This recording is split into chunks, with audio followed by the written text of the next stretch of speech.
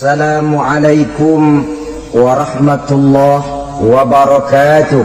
Waalaikumsalam warahmatullahi wabarakatuh.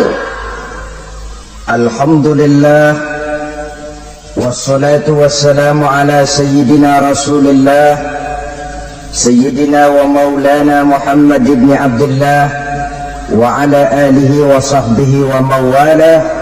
La haula wa la quwwata illa billah, amma ba'du.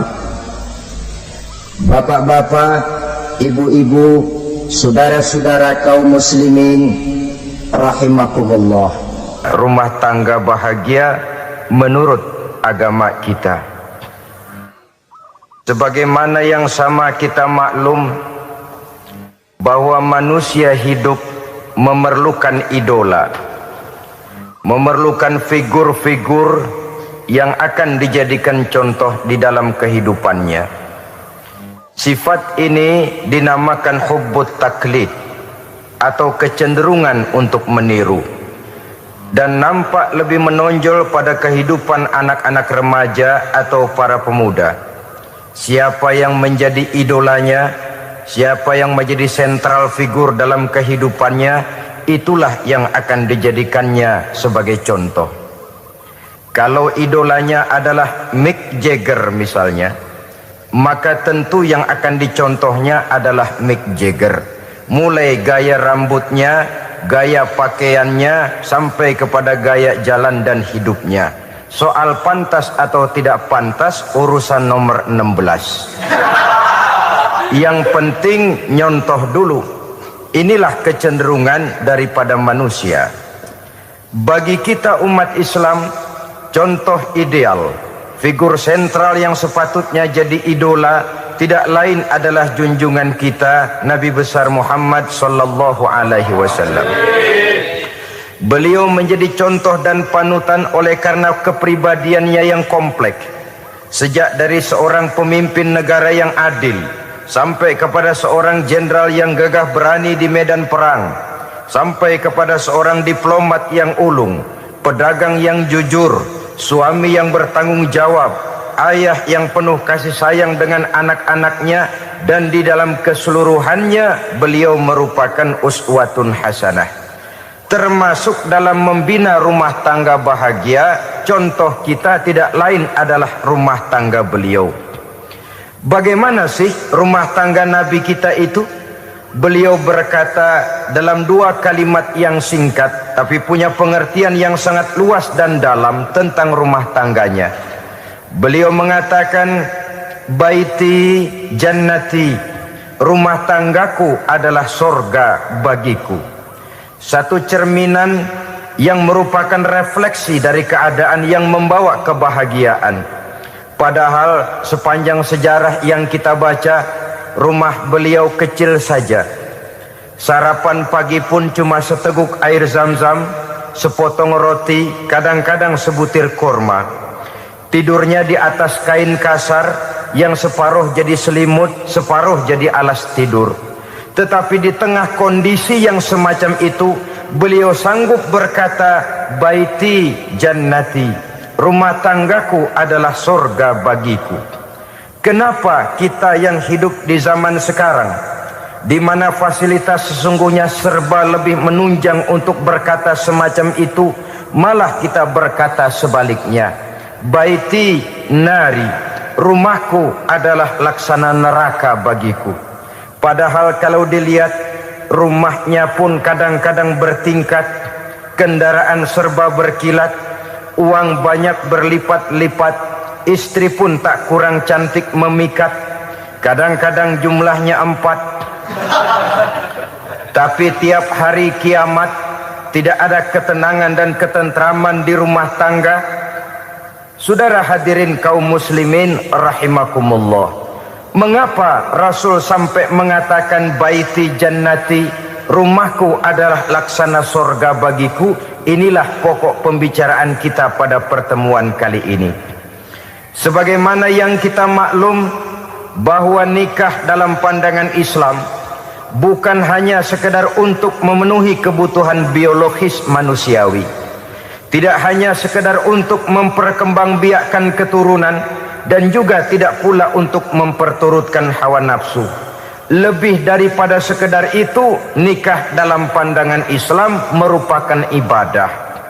Oleh karena ibadah, maka seluruh tujuan ibadah, apakah dia bernama solat, apakah dia bernama puasa, zakat, sodako, haji dan lain sebagainya, seluruh daripada tujuan ibadah, target utamanya adalah mardhatillah atau keridhaan daripada Allah Subhanahu wa ta'ala. Kalau nikah itu ibadah, maka sesungguhnya tujuan utama dari pelaksanaan suatu pernikahan tidak lain hanya untuk mencari keridhaan dari Allah Subhanahu wa ta'ala. Bukankah kalau kita tanya tiap orang yang melakukan nikah, kenapa sih kamu nikah dengan dia? Jawabannya bisa macam-macam. Yang umum, karena saya cinta dia. Ada yang berkata, karena saya ingin mendapat ketenangan hidup. Ada yang bilang, karena saya ingin hidup teratur. Ada yang mengakui, karena saya ingin dapat keturunan dan lain sebagainya. Tetapi sesungguhnya menurut ajaran agama, kalau nikah merupakan ibadah, jawaban intinya ialah saya melakukan nikah untuk mencari keridhaan dari Allah Subhanahu wa ta'ala. Ini konsekuensinya kalau nikah merupakan bagian daripada ibadah. Rumah tangga yang didirikan atas dasar mencari keridhaan Allah, maka akan diwarnai oleh nilai-nilai luhur daripada ajaran agama. Tanpa harta orang memang sulit untuk bahagia, tapi harta bukan jaminan orang lalu akan bahagia. Harta pada suatu saat akan berakhir, kecantikan akan berkurang, pangkat dan jabatan akan sampai kepada batasnya. Tetapi agama, keyakinan, nilai-nilai iman, itulah pegangan kita yang kekal dan abadi. Sebab itu dalam surah Ar-Rum ayat ke-21 Allah Subhanahu wa ta'ala menjelaskan, wa min ayatihi an khalaqalakum min anfusikum azwajan litaskunu ilaiha wa ja'ala bainakum mawaddatan wa rahmah. Dan di antara tanda-tanda kebesaran Allah, dijadikannya bagimu istri-istrimu dari diri kamu sendiri, litaskunu ilaiha, agar kamu bisa hidup tenang bersamanya, wa ja'ala bainakum mawaddatan wa rahmah, dan dijadikannya di antara kamu rasa cinta dan kasih sayang. Umumnya pernikahan terjadi karena mawaddatan warahmah ini, cinta dan kasih sayang. Atas dua dasar itulah rumah tangga didirikan orang. Atas dasar itulah seorang laki-laki dan seorang perempuan memadu janji untuk membagi suka dan duka dalam hidup ini secara bersama-sama. Namun kalau kita renungi ayat ini, Allah tidak hanya menjadikan cinta, tapi Allah juga menjadikan kasih sayang. Apa bedanya cinta dan kasih sayang? Apa bedanya mawaddatan warahmah ini? Saudara, mawaddah yang artinya cinta, itu sasarannya biasanya adalah jasmani, kecenderungan biologis. Itu akan berakhir. Orang yang mendirikan rumah tangga cuma karena kecenderungan biologis, cuma karena rasa cinta semata-mata, cinta biasanya terkait kepada keindahan. Betul apa benar? Biasanya orang mudah jatuh cinta kepada sesuatu yang punya nilai keindahan. Makanya anak muda jarang yang jatuh cinta sama nenek-nenek. Cinta selalu memandang segi keindahannya. Ini yang namanya mawaddah. Allah tidak mengingkari itu, silakan. Bahwa manusia secara naluri senang kepada serba keindahan, wajar-wajar saja. Tetapi tidak cuma mawaddah, Allah juga menciptakan rahmah, kasih sayang. Mawaddah mungkin ada akhirnya, tapi rahmah tidak akan pernah ada akhirnya. Kalau mawaddah adalah berkecenderungan kepada biologis, jasmaniah, maka rahmah kecenderungan kepada nilai-nilai rohani, kepribadian, kejiwaan, dan lain sebagainya. Dikala pernikahan di bawah umur 40 tahun, mungkin masih banyak mawaddahnya, rasa cintanya. Tapi 40 bahkan 50 tahun ke atas, rasanya orang berumah tangga kalau sudah 50 tahun ke atas itu lebih banyak kasih sayangnya ketimbang cinta-cintaannya. Kalau satu rumah tangga hanya didirikan atas dasar mawaddah saja, atas dasar cinta saja, padahal cinta itu terpaut kepada hal-hal keindahan, keindahan satu saat akan menurun. Ya tentu sebagaimana yang kita maklum bersama-sama, belum punya anak memang cantik. Sudah punya anak, kecantikan mulai menurun. Punya anak 2, kulit mulai mengkerut. Punya anak 3, onderdil mulai dol. Punya anak 4, apalagi tidak pandai merawat diri, persis dompet tanggung bulan. Kalau rumah tangga didasarkan kepada rupa yang cantik saja, cinta akan bisa berpindah, paling tidak akan berkurang nilainya. Sebab itu Allah tidak hanya menyediakan mawaddah warahmah, dijadikannya di hatimu itu tidak cuma sekedar cinta, tapi juga kasih sayang. Nah, kasih sayang inilah apabila berakar dan berurat dari nilai-nilai keagamaan yang akan menopang jalinan rumah tangga bahagia, mengukuhkan usaha untuk mencapai mardotillah atau keridhaan daripada Allah Subhanahu wa ta'ala. Dengan demikian berumah tangga bukan tujuan. Ini kalau kita lihat dari segi agama, berumah tangga cuma alat untuk mencapai mardotillah, keridhaan daripada Allah. Seorang suami yang pergi pagi pulang sore peras keringat banting tulang mencari nafkah untuk menghidupi keluarganya, kalau niatnya untuk mardotillah maka pergi usahanya adalah ibadah. Sementara si suami pergi berusaha, istri di rumah mendoakan suaminya, itu juga merupakan bagian daripada ibadah. Marilah kita biasakan membina satu rumah tangga untuk mencapai keridhaan daripada Allah Subhanahu wa ta'ala. Ini motif dasarnya. Karena itu Rasul Anas bin Malik pernah bercerita, bertahun-tahun saya membantu di rumah tangga Rasul. Selama tahun-tahun yang panjang saya membantu di rumah tangga beliau itu, kata Anas bin Malik, belum pernah kok saya mendengar kata-kata kasar, keras, membentak-bentak. Belum pernah saya melihat ada piring terbang, sandal melayang, ada penggorengan nitir di atas. Belum pernah, padahal tahun-tahun yang panjang sudah saya lalui. Itu rumah tangga Rasul. Istrinya lebih dari 1, tapi tenang, ayem, adem. Walaupun gosip selalu ada. Ini loh ya, namanya hidup berumah tangga. Jangankan rumah tangga kita manusia biasa, rumah tangga Rasul pun tidak luput dari gosip yang kita kenal dengan hadisul ifki itu. Itu sampai tercatat dalam sejarah. Tetapi yang jelas dengan istri yang lebih dari 1, rumah tangganya tenang, tentram, adem. Kita di rumah tangga istri 1, seminggu 7 hari, berantemnya 6 hari. Cuma 1 hari gencatan senjata. Saudara hadirin yang saya muliakan, kalau tujuan rumah tangga adalah mardotillah, apa ciri dari suami istri yang menegakkan rumah tangga untuk mencapai ridho Allah itu? Pertama, sepasang suami istri yang membina rumah tangga semata-mata untuk mencapai keridhaan Allah, cirinya yang pertama, bersyukur apabila beroleh nikmat. Ini ciri yang pertama. Bersyukur kepada Allah, kepada sesama berterima kasih. Suami berterima kasih kepada istri, bertahun-tahun didampingi hidupnya, dicucinya pakaiannya, dimasaknya makanannya. Tidak istri mengeluh walau hidup lebih banyak kurangnya daripada cukupnya. Suami pandai berterima kasih kepada istrinya. Sementara istri pun bisa berterima kasih kepada suaminya.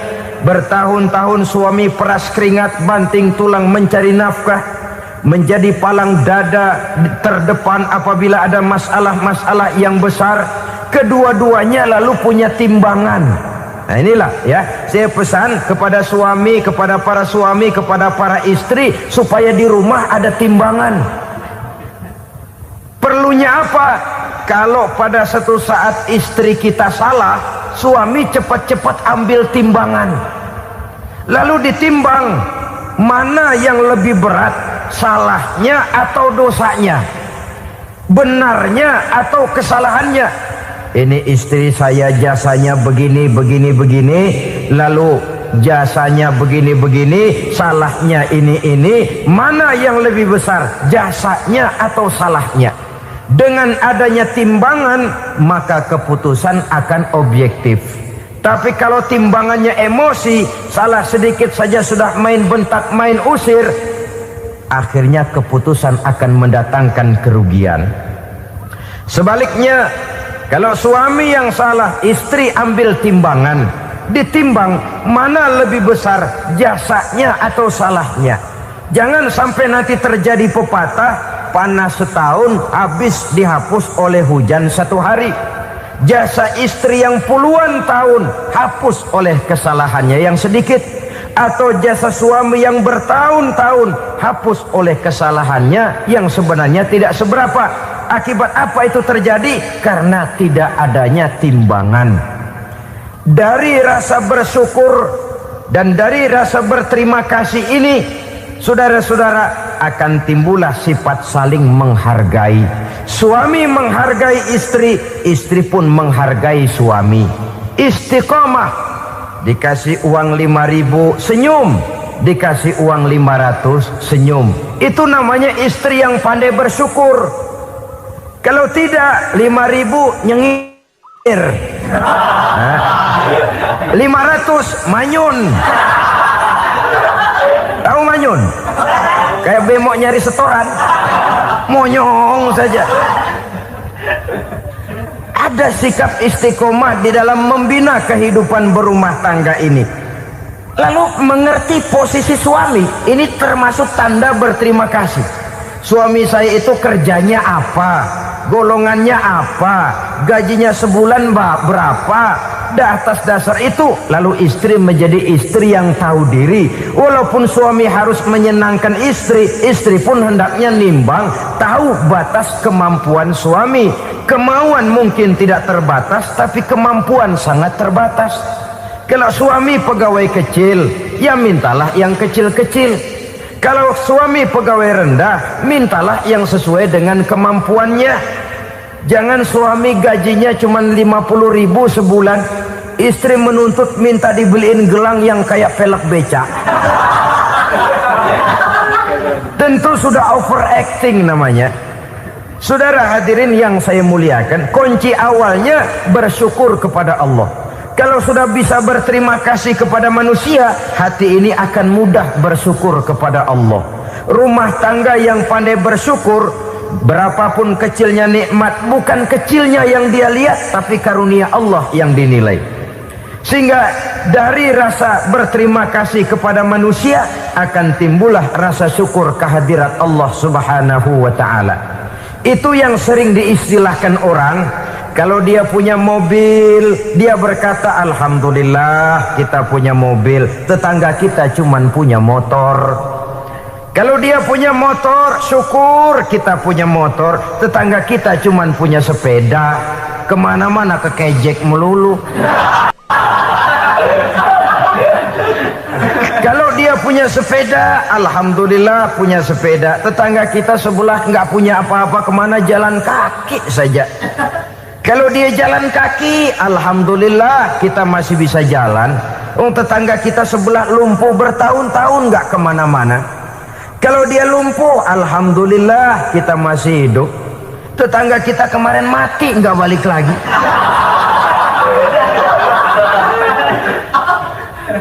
Lalu akan timbul rasa syukur. Tapi kalau sudah lumpuh ngelihat yang bisa jalan ngelihat yang naik sepeda, yang punya sepeda lihat yang punya motor lihat yang punya mobil lihat yang punya pesawat. Kapanlah kita ini pandai bersyukur? Sebab kesenangan seperti pelangi, tidak pernah di atas kepala kita, selalu kelihatannya di atas kepala orang lain. Sehingga kalau ngobrol orang sering bilang, lu sih enak lo gue lihat. Gue keblangsak amat nih ya. Setiap orang ngomong kepada kita begitu nadanya. Kita yang dilihat enak, sementara kita melihat orang lain enak. Tukang tahu melihat tukang tempe enak, tukang tempe melihat tukang tuak enak, tukang tuak bilang tukang sirsak enak. Enak itu seperti pelangi. Namun kalau kita mau merenungi, tidak pernah Allah berhenti memberikan nikmat kepada kita. Sejak kita bangun tidur sampai kita tidur kembali, bahkan tidur itu sendiri, seluruhnya tidak pernah putus dari nikmat Allah. Bahagia ada di gubuk reot, bahagia ada di rumah mewah, bahagia ada di hati kopral, bahagia ada di hati jenderal, di gunung dan di kota, di hutan belantara dan di desa, di keheningan malam atau di keramaian siang. Kalau kita mau mencari, bahagia selalu ada. Tapi hati yang tidak pandai bersyukur, bagaimanapun banyak kebahagiaan yang meliputi hidupnya, dia tidak akan pernah pandai mensyukurinya. Maka berterima kasihlah kepada istri, berterima kasihlah kepada suami, bersyukurlah kehadirat Allah Subhanahu wa ta'ala. Saya sering mengatakan, sebaliknya seorang suami bagaimanapun kondisi istrinya, kalau itu memang jodohnya, beranilah berkata, istriku adalah Romeoku, istriku adalah Julietku, atau istriku adalah Sri Kandiku. Biarin pengkor ya pengkor, gak ada urusan. Mensyukuri. Kalau tidak mensyukuri, yang timbul lalu sesalan. Kalau sudah sesalan, mudah umpat mengumpat, caci mencaci dalam rumah tangga, lalu terjadilah kegaduhan. Ketenangan sulit kalau sudah tidak ada unsur saling menghargai itu. Lebih celaka lagi kalau sudah mengarah kepada penyesalan. Kata istrinya, bang gue nyesel kawin sama lu. Suami digituin mungkin gede kepalanya. Kalau lu nyesel apalagi gua, makin nyesel. Iya, coba pikir bertahun-tahun kita berumah tangga, memangnya abang bisa beliin apa sama saya? Itu juga gerobok kalau nggak ngeredit bang. Kalau nggak ngeredit, memangnya kamu bayar kreditan pakai daun pisang? Saudara hadirin yang saya hormati, ini saya tekankan kepada ibu-ibu karena penyakit perempuan umumnya. Pernah Rasul itu pulang Isra Mi'raj cerita, saya pulang Isra Mi'raj diperlihatkan neraka. Neraka ya Rasul? Lalu bagaimana? Saya lihat kok isinya kebanyakan perempuan. Perempuan. Laki juga tidak sedikit. Cuma kebanyakan kok perempuan. Apa perempuan tidak sholat ya Rasul? Sholat. Tidak puasa? Puasa. Tidak ngaji? Rajinan dia sama suaminya. Tapi kenapa lebih banyak di sana? Rasul berkata, hunna yakfurnal asir. Penyakit umum dari perempuan tidak pandai berterima kasih kepada suaminya. Ini rupanya penyakit umum dari tahun atu. Saudara hadirin yang saya muliakan, jadi rumah tangga yang didirikan atas dasar mencapai ridho Allah, maka kelihatan dari pasangan suami istri menjadi orang yang pandai bersyukur terhadap nikmat. Bukankah dalam surah Ibrahim ayat 7 Allah berjanji, la in syakartum la azidannakum wa la in kafartum inna azabi lasyadid. Kalau kamu pandai bersyukur, aku tambah nikmatku. Kalau kamu ingkar, tidak mau bersyukur, azabku itu hebat dan pedih. Rumah tangga yang suami istrinya tidak bersyukur disiksa oleh perasaannya sendiri. Tetangganya dapat nikmat, dia yang meriang. Tetangganya dapat kesenangan, dia yang sakit hati. Dia tidak melihat nikmat yang diberikan kepadanya. Nikmat yang orang lain punya aja yang diincar. Nikmat orang lain aja dihitung-hitung. Tangga kita, saya baru habis beli yang sebelah belilir habis beli kukusan. Cuma sekedar kukusan saja. Orang lain beli apa-apa jadi bahan diskusi di rumahnya. Orang lain saja yang diusut. Timbul dendam kesumatnya, timbul hasutnya. Dia tidak bersyukur dengan nikmat yang ada dalam rumah tangganya. Isi rumah tangga semacam itu disiksa oleh perasaan hasutnya sendiri. jauh dari kebahagiaan, kering hatinya, miskin jiwanya, merana batinnya. Kalau sudah ke sana, jauhlah rumah tangga dari pantulan sinar kebahagiaan. Saudara-saudara, kita lihat rumah tangga Rasul. Dari rumah yang kecil, dari tempat tidur yang sarapnya kain kasar, separuh jadi selimut lagi, keluar ucapan baiti jannati. Kenapa?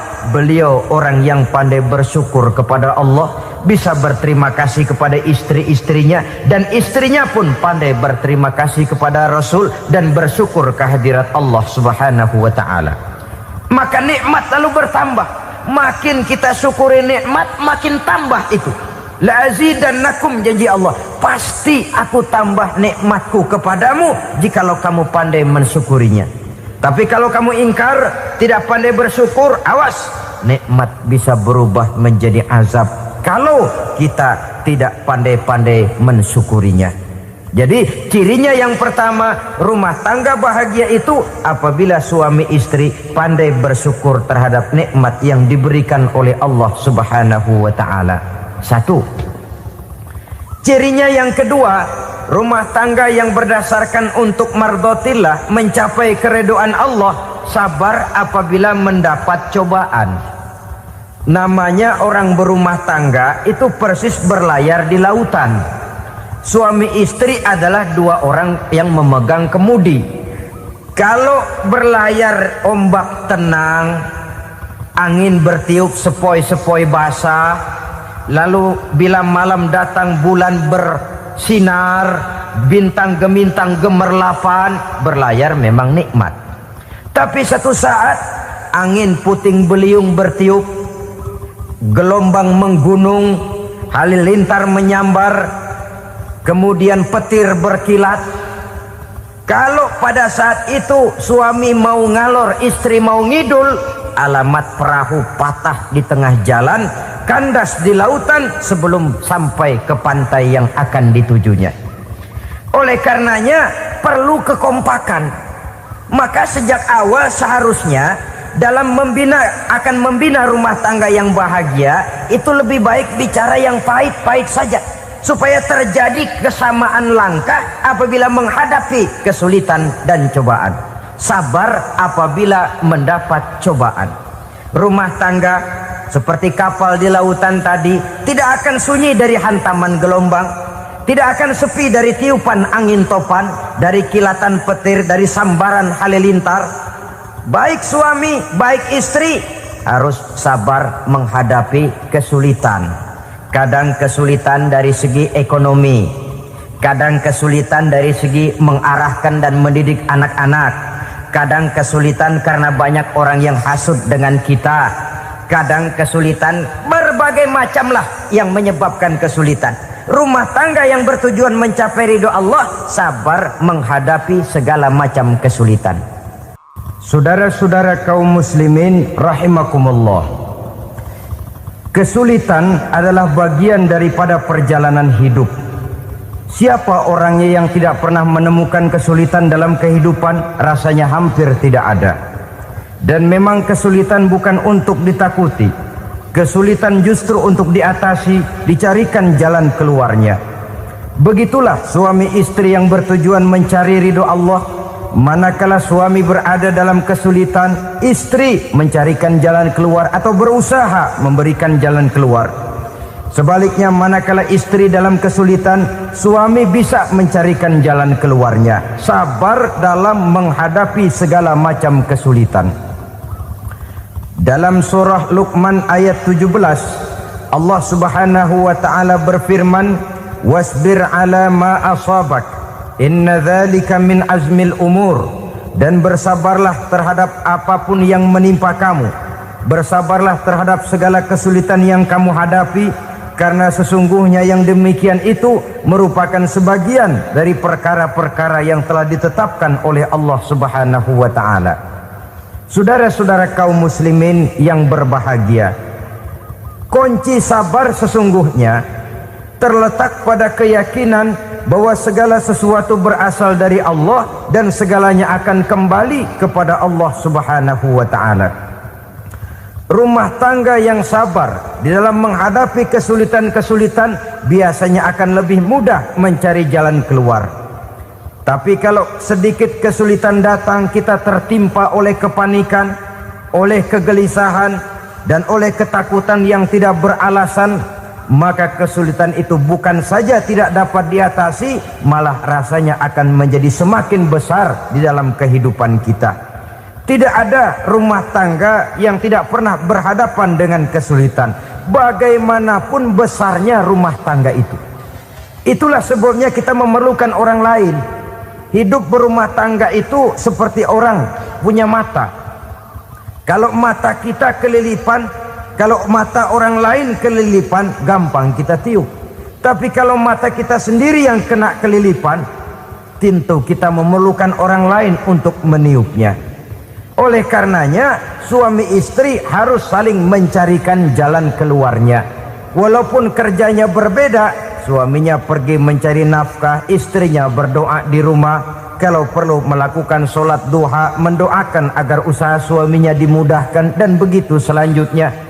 Sehingga dengan adanya kebersamaan, walaupun tidak selalu bersama-sama, maka masing-masing melaksanakan tugas dengan tenang dan merasa yang satu berbuat untuk kepentingan yang lain. Inilah cirinya yang kedua, sabar bila mendapat dan berhadapan dengan segala macam kesulitan. Kadang orang mendapat kesulitan itu berkeluh kesah. Bukan berkeluh kesah, tapi mencari jalan keluar dan mengambil hikmah yang ada di dalamnya apa? Karena bukan kemudahan, kesulitan yang membuat orang dewasa. Bukan kemudahan, tapi kesulitan yang membuat orang berpikir, dinamis, kreatif. Kalau seluruh jalan yang kita tempuh mudah saja, gampang saja, rasanya monoton kita ini. Kehilangan dinamika dalam perjuangan. Kesulitan yang membuat orang matang, kesulitan yang menempa kepribadian untuk lebih dewasa menghadapi bahtera kehidupan, membuat pandangan makin arif, wawasan makin luas, dan analisa semakin tajam. Sama saja dalam hidup. Sesungguhnya pujian sering menjadi racun, dan caci maki kalau kita tanggapi secara positif sering membuat kita makin dewasa. Jarang orang berpikir kalau dipuji, tapi baru dia merenung dan mencari diri setelah dicaci maki dan dikritik habis-habisan. Walaupun watak umum manusia senang dipuji, marah kalau dicaci maki. Biasanya kalau ketemu cewek cakep, kita bilang, kamu cakep deh. Dia paling bilang, ah abang bisa aja. Walaupun dia bilang, ah abang bisa aja, hidungnya mah tetap mekar. Senang kalau dipuji, itu kecenderungan manusia. Marah kalau dicaci maki, marah kalau dikritik. Tapi sesungguhnya pujian sering jadi racun, caci maki sering jadi obat. Orang takut minum obat karena pahitnya, padahal efeknya itu akan lebih memberikan kesehatan kepadanya. Orang takut menghadapi kritik, orang takut dan tidak ingin dicaci maki, padahal itulah yang sesungguhnya menjadi cambuk kalau tidak dia salah tanggap, menjadi sugesti yang mendorong dia lebih maju lagi. Karena memang bukan pujian, tapi caci maki dan kritik yang membuat kita makin berpikir tajam. Jadi rumah tangga yang berhadapan dengan kesulitan demi kesulitan, biasanya kalau ditanggapi dengan sabar akan makin mengokohkan fondasi rumah tangga itu sendiri. Tapi kalau kesulitan dihadapi dengan tidak sabar, lalu mencari jalan pintas, kesulitan ekonomi, kebetulan istrinya cakep, istrinya disuruh ngojek. Dah lo ngojek aja deh, gua nungguin setoran dah. Suami tapak di rumah. Saudara hadirin yang saya muliakan, buat sepintas memang mendatangkan materi itu, mengatasi kesulitan ekonomi, tapi apakah bahagia? Walaupun rumah bisa jadi besar, perabotan bisa serba lebih lengkap dan ada, Tapi apakah semuanya mendatangkan bahagia? Sementara suami kehilangan rasa cemburunya, dan dalam agama itu disebut dayus.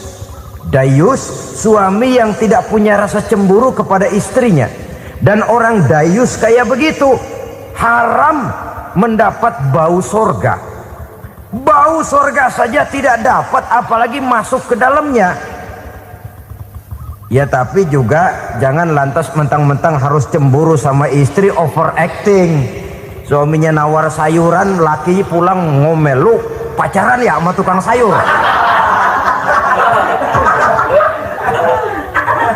Itu juga over, saudara-saudara.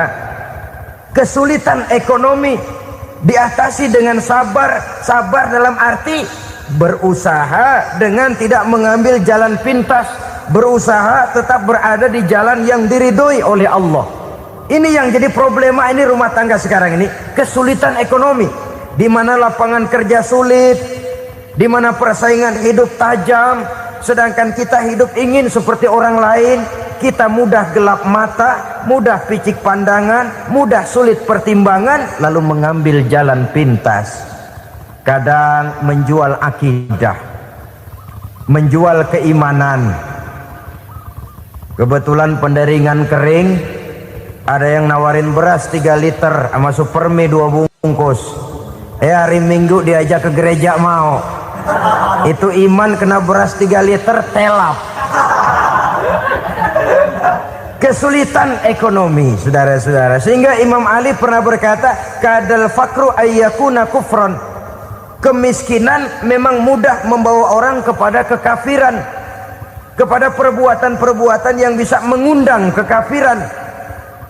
Oleh karena itu dalam tamsil lain beliau berkata, kalau ada ular dan ada kemiskinan, kemiskinan yang saya getok lebih dulu, kemiskinan yang saya bunuh lebih dahulu. Karena kemiskinan mudah membawa orang kepada kekufuran. Bagaimanapun sulitnya ekonomi yang dihadapi dalam rumah tangga, percayalah satu saat jalan keluarnya mesti ada. Mesti ada. Jangan sampai mengambil jalan pintas yang membuat kita keluar dari jalan yang ditinjau dari segi kemasyarakatan pun mendatangkan aib, ditinjau dari kehormatan berkeluarga pun mendatangkan nista, ditinjau dari segi ekonomi pun barangkali tidak akan mendatangkan kelimpahan materi. Jalan pintas pada umumnya, saudara-saudara, hanya memberikan kenikmatan yang sekejap. Dan apalah itu artinya kalau harus mengorbankan kesenangan yang abadi dan kekal. Kadang-kadang mengorbankan anaknya sendiri, anaknya dikomersilkan. Pokoknya siapa yang nyamper lu berangkat aja dah. Asal pulang nenteng pisang sama jeruk sebongsang, orang tua udah anteng aja udah. Saudara hadirin yang saya muliakan, setiap kita selalu berhadapan dengan kesulitan. Karena itu rumah tangga yang bertujuan mencapai mardhatillah, mereka sabar dalam menghadapi kesulitan. Tidak ada beras, puasa saja, puasa sunnah. Puasa sunnah, lapar tapi ada pahalanya, daripada tidak puasa lalu ngegerundel. Brengsek Tuhan, gue sembahyang melulu lapar juga. Sudah lapar tidak berpahala. Bukankah Rasulullah sendiri kalau pulang ke rumah Aisyah lalu berkata, ya Humairah, ada makanan hari ini? Ada makanan yang enggak ada bang. Alhamdulillah, kalau begitu saya puasa. Pulang dari mana-mana perut lapar, mau makan tidak ada makanan, bukan marah, bukan ngamuk, puasa. Maka boleh puasa sunnah, niatnya udah siang, jam 10, jam 11, asal dari pagi belum makan apa-apa. Niatnya jam 10, sah, dengan catatan dari pagi belum makan apa-apa. Jangan sudah sepiring setengah baru niat, itu lain. Itu ngojek namanya itu. Pengertian dalam kesulitan. Satu malam beliau pulang dari masjid agak larut. Habis ngajar banyak yang bertanya. Ketuk pintu, Assalamualaikum, Assalamualaikum. 3 kali beliau memberi salam, tidak ada jawaban, tidak dibukakan pintu. Rupanya istri beliau lelah bekerja di waktu siang, tidurnya pules benar. Marahkah Rasul? Tidak. Beliau gelar sorban, tidur di depan pintu. Asraful anbiya wal mursalin ini, Rasul termulia ini, karena menghargai istrinya, tidur di depan pintu. Sampai Aisyah bangun sepertiga malam, terkejut buka pintu, suaminya ada di depan pintu. Beliau bangunkan. Ketika dibangunkan, Rasul lebih dulu berkata, maaf sayang, saya pulang terlambat. Sudah nggak dibukain pintu, tidur di depan, dibangunin, beliau duluan yang minta maaf. Pengertian. Kalau emosi, memang nggak dibukain pintu, tidur di depan. Begitu dibukain, yang enak kita tunjuk jidatnya.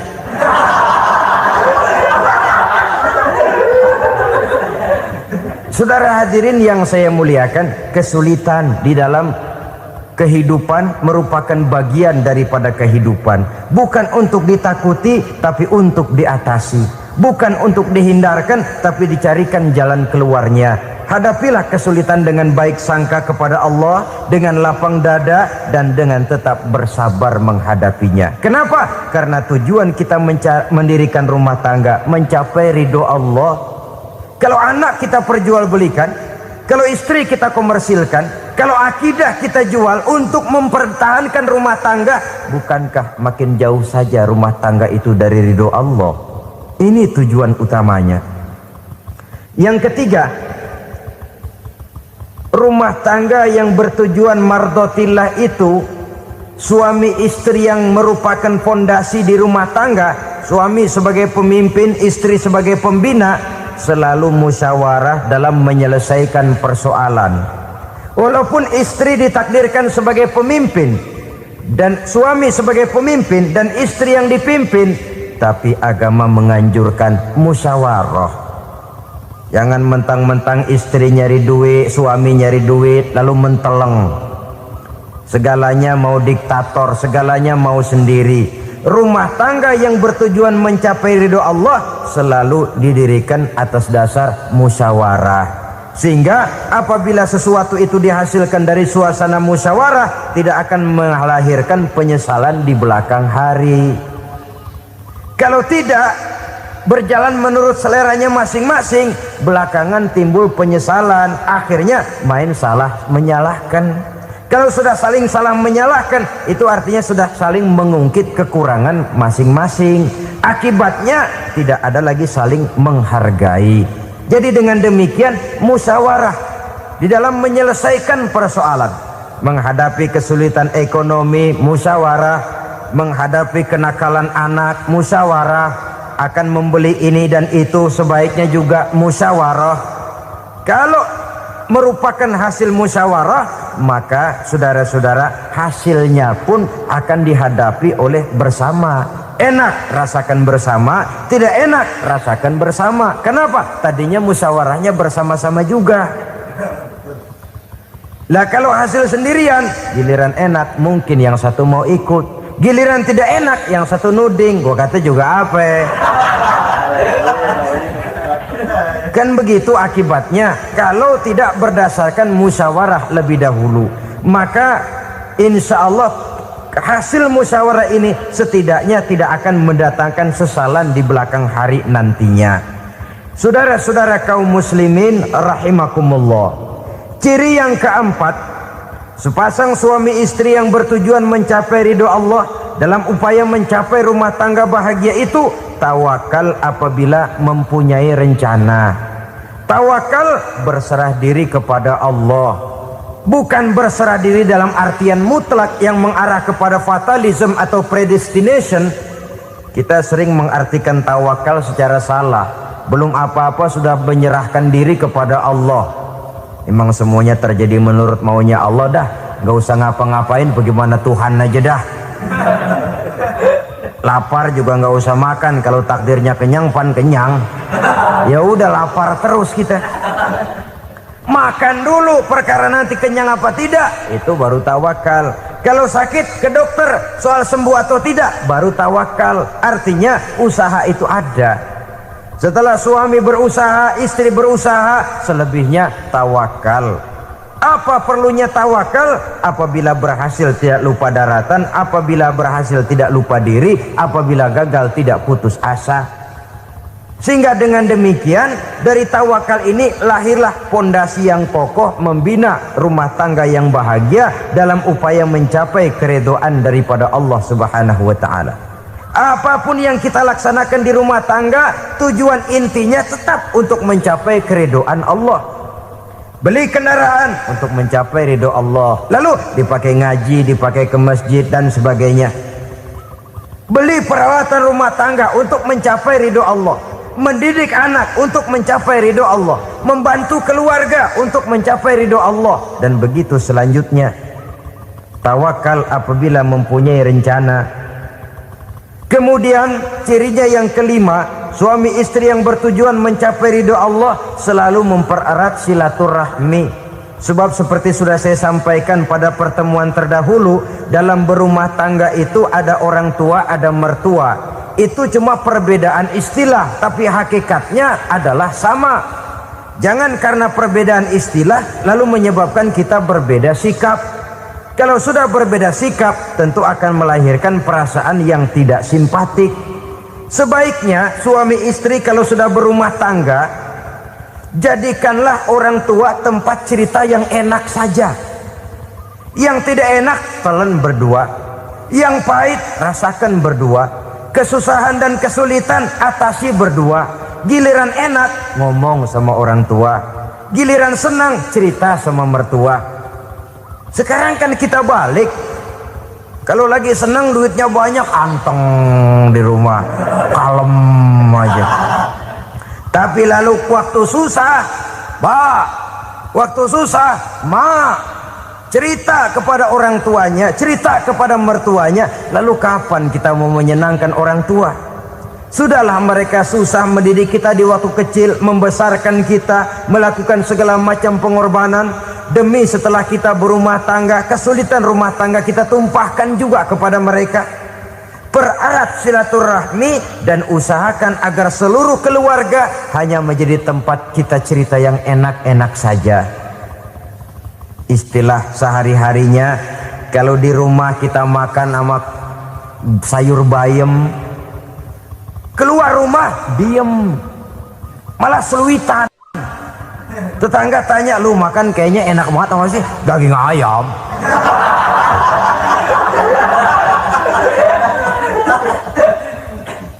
Lalu tetangga kan akan berbisik, itu makannya tuh orang enak bener ya, rumah tangganya tiap hari makan sama daging ayam. Biarlah paling kurang itu jadi doa, daripada kita makan sama kangkung lalu ribut ngomel di mana-mana. Gua kesel banget sama bini gua, di warung ceritanya lagi. Kenapa? Saban sari gua direbusin kangkung mulu, brengsek. Di warung cerita ada RT, ada RW. Gara-gara makan sama kangkung se-RT tahu. Akhirnya mungkin kalau kita berangkat orang hitung dari jauhan, lihat kangkung liwat gitu.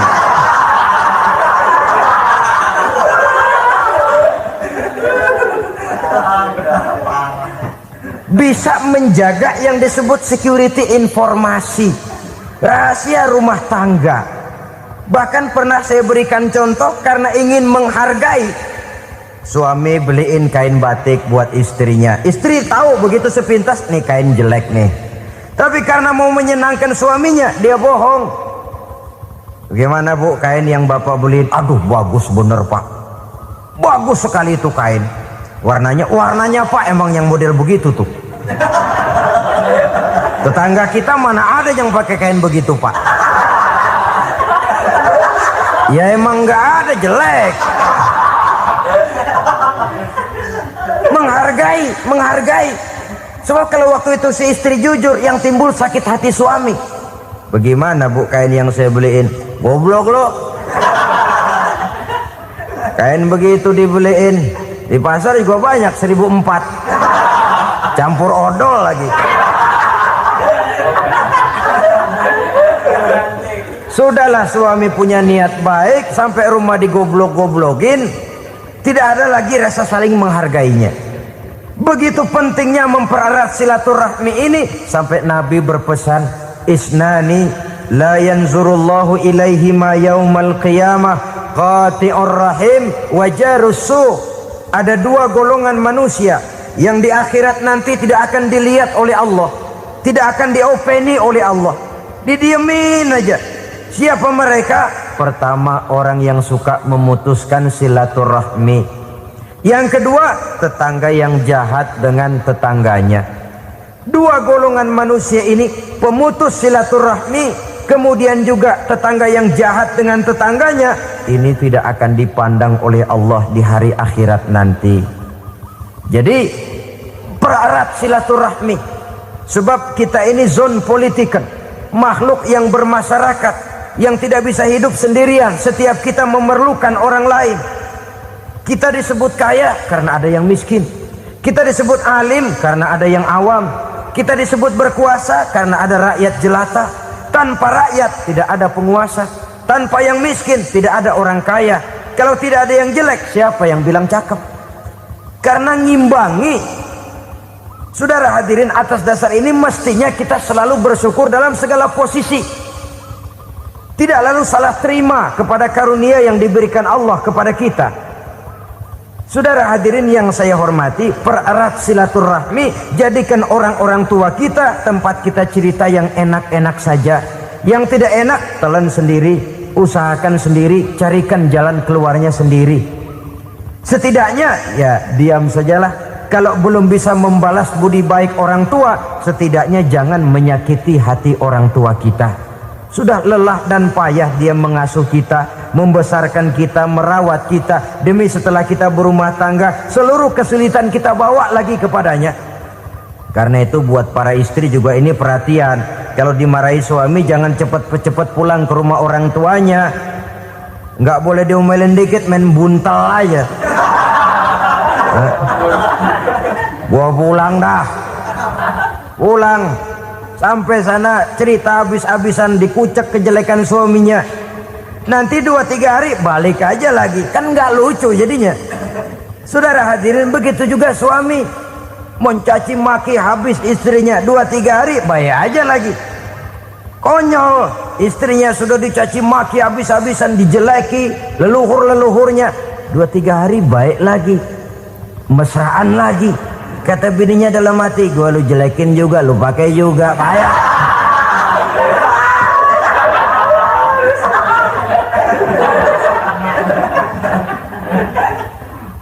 Saudara hadirin yang saya muliakan, itulah sebabnya pada awal tadi saya katakan perlunya kita mempunyai timbangan baik sebagai suami maupun sebagai istri.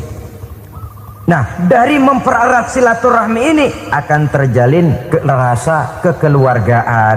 Maka tradisi arisan keluarga itu bagus sesungguhnya untuk mempererat silaturahmi.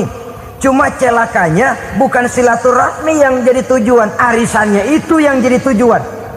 Akibatnya apa? Kalau belum narik mah semangat banget datang dah. Begitu udah narik aja udahan. Itu celakanya.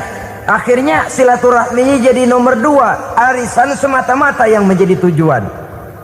Sesungguhnya itu bagus untuk mempererat silaturahmi. Karena kalau kita dengan kita sesama saudara sudah tidak saling mau mengenal, bagaimana dengan anak-anak kita? Bagaimana dengan cucu-cucu kita? 2-3 generasi yang akan datang tentu akan lebih saling tidak mengenal lagi. Baiklah ya, yang keenam, suami istri yang bertujuan untuk mencapai keridhaan Allah itu selalu berusaha tolong menolong di dalam kebajikan. Sebab Allah pesankan itu di dalam Al-Maidah ayat 6, wa ta'awanu 'alal birri wat taqwa wa la ta'awanu 'alal itsmi wal 'udwan. Bertolong-tolonganlah kamu di dalam kebaikan, di dalam bertakwa kepada Allah. Jangan bertolong-tolongan di dalam maksiat, di dalam dosa, dan di dalam usaha yang menimbulkan permusuhan. Kalau suami marah kepada seseorang, istri jangan ngipasin. Oh bang, yang begitu mah dibayain tuman. Udah habisin aja dah. Anak-anaknya marahin sekalian. Ngipasin.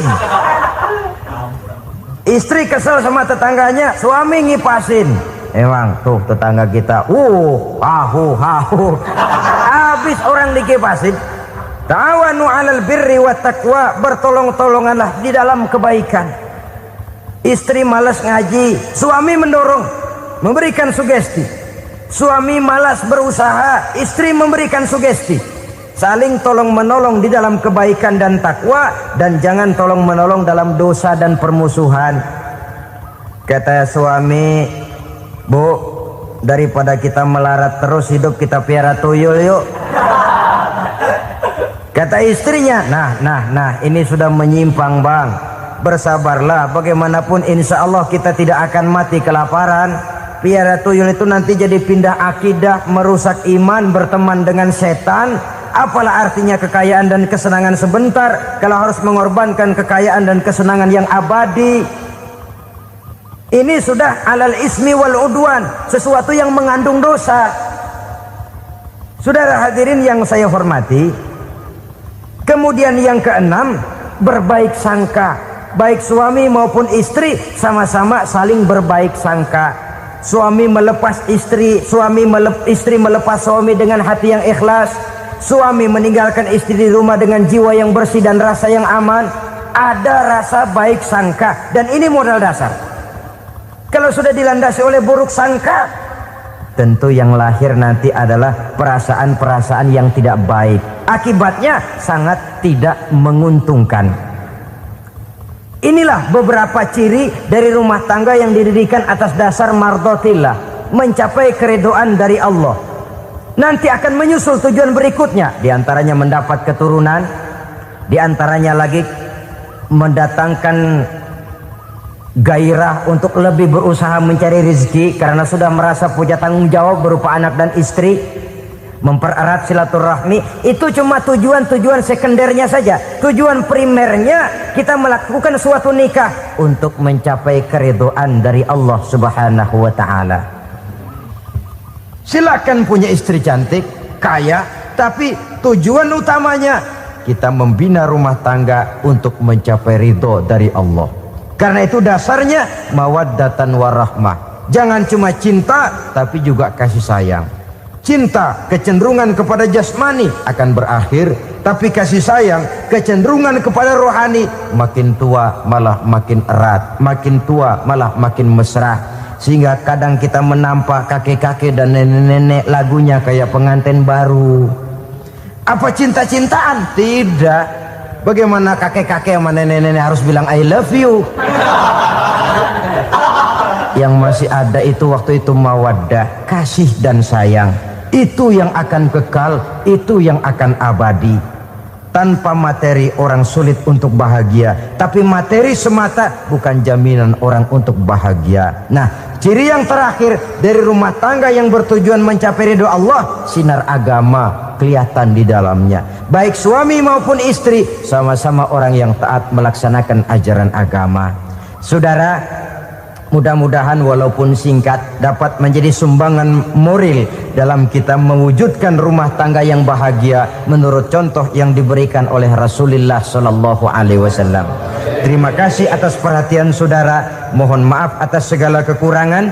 Usikum wa nafsi bitaqwallah. Wassalamualaikum warahmatullahi wabarakatuh.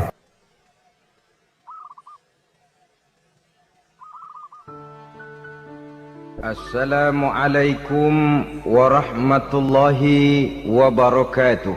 Wa ala alihi wa sahbihi ajma'in, amma ba'du. Saudara-saudara kaum muslimin rahimakumullah, salah satu dari misi Islam ialah mengangkat harkat dan martabat manusia yang sebelumnya dibedakan oleh warna kulit, oleh suku bangsa dan bahasa. Seluruhnya diikat dengan satu akidah, menghilangkan perbedaan akibat warna kulit, suku bangsa dan bahasa. Termasuk dalam upaya itu betapa Islam telah mengangkat harkat dan martabat kaum wanita. Maka pada pertemuan kali ini kita akan membicarakan tentang peranan wanita sepanjang pandangan agama. Sebelum Islam datang, nasib perempuan nyaris hanya berputar di segitiga saja. Dapur, sumur, kasur. Kasur, sumur, dapur. Seolah-olah wanita terpaut dengan 3 itu tadi. Seolah-olah wanita tidak bisa berbuat lebih banyak daripada itu. Bahkan di tengah masyarakat jahiliyah, bayi perempuan mendatangkan aib sehingga mereka lalu dikubur hidup-hidup. Maka datang Islam dengan tegas mencanangkan satu revolusi yang mengangkat harkat dan martabat kaum wanita. Nabi bersabda, "An-nisa'u imadul bilad, iza saluhat saluhal bilad, wa iza fasadat fasadal bilad." Wanita adalah tiang negara. Jikalau baik wanita, baiklah negara. Jikalau rusak wanita, hancurlah negara. Dalam berbagai ayat Al-Quranul Karim menjelaskan tentang wanita dan peranannya. Al-Quran bercerita tentang Siti Hawa.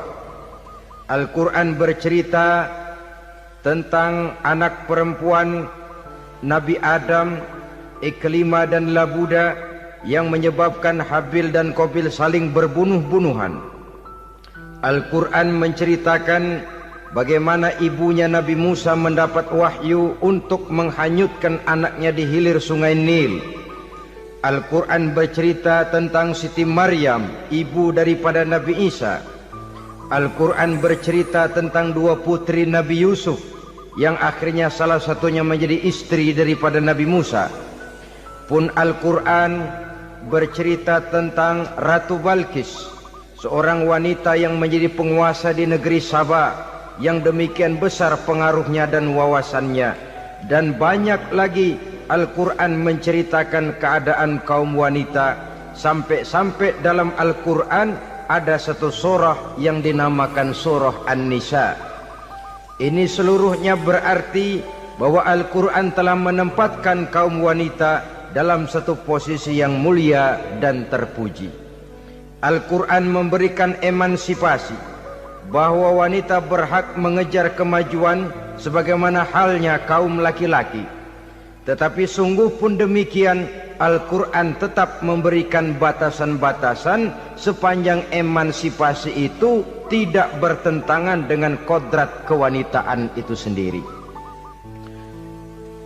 Kalau persamaan dan kemajuan, kalau emansipasi dan hak asasi sudah tidak sesuai lagi dengan kodrat kewanitaan, pada akhirnya bukan mengangkat harkat dan martabat kaum wanita, justru malah merendahkan derajat dan martabat kaum wanita itu sendiri. Seperti sebagian besar wanita ini, mereka berteriak menuntut tentang persamaan hak, tapi mereka melupa apa batasan daripada persamaan hak itu sendiri. Sesungguhnya Islam dengan segala konsepsinya yang mengangkat martabat kaum wanita itu, memberikan keleluasaan kepada kaum wanita untuk maju bersama laki-laki sepanjang tidak menginjak-injak kodrat kewanitaan itu sendiri. Kalau sudah sampai kepada menginjak kodrat kewanitaan, maka akan merendahkan martabat kaum wanita. Sebab apa? Secara fisik dan psikis, agaknya memang laki-laki sudah ditakdirkan oleh Allah untuk menjadi pembimbing bagi kaum wanita. Walaupun tidak tertutup kemungkinan wanita tampil sebagai pemimpin, tetapi dari segi fisik biologis misalnya, laki-laki itu diciptakan kekar, kuat untuk memikul dan melaksanakan tugas-tugas yang berat. Sedangkan perempuan pada umumnya adalah lembut, ayu, lemot, denok, geboy, dan lain sebagainya. Maka kalau kita baca sejarah, Allah itu belum pernah mengutus rasul perempuan. Semua rasul laki-laki. Sebab apa? Secara fisik biologis tugas kerasulan lebih dimungkinkan oleh seorang laki-laki. Tugas rasul itu berat. Kadang-kadang perang, dicaci maki, berhadapan dengan ujung tombak, ujung pedang dan lain sebagainya. Makanya seluruh rasul laki-laki dan Allah belum pernah mengutus rasul perempuan. Dari segi lain, perempuan itu banyak terhalang untuk melaksanakan ajaran agama. Misalnya, 1 minggu dalam sebulan perempuan itu terkena cuti khusus, mengalami masa menstruasi, tidak sholat, tidak puasa, tidak melaksanakan ajaran agama yang tidak dibolehkan pada saat menstruasi itu. Kalau ada rasul perempuan, lalu saat malaikat akan menyampaikan wahyu, kebetulan rasulnya sedang wah, itu bisa balik lagi malaikat Jibril ke langit itu. Mau turun nyampein wahyu, balik lagi ke atas, ditegur, kenapa balik lagi Jibril? Rasulnya lagi head.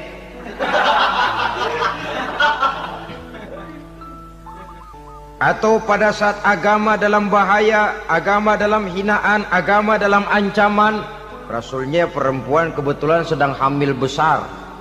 Apa lalu perang ditunda? Pengumuman perang ditunda saja sampai rasul melahirkan. Tentu lebih tidak mungkin lagi. Secara fisik biologis, laki-laki lebih memungkinkan untuk melaksanakan tugas kerasulan ini. Maka seluruh rasul yang diutus Allah adalah laki-laki.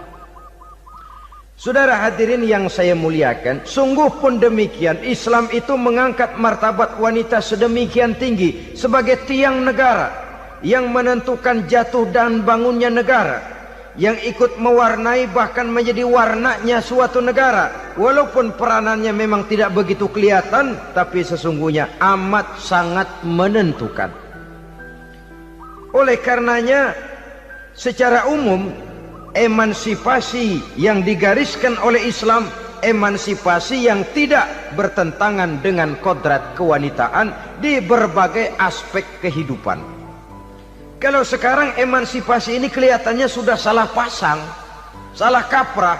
Bahkan belum lama kita menyaksikan bagaimana ada binaragawati. Di zaman sekarang perempuan sudah mulai angkat besi. Saya mulai mikir kalau perempuan sudah pada angkat besi, ini sudah tanda suaminya udah dekat dibanting-bantingin ini. Tahun-tahun mendatang mungkin akan menyusul perempuan mulai narik becak.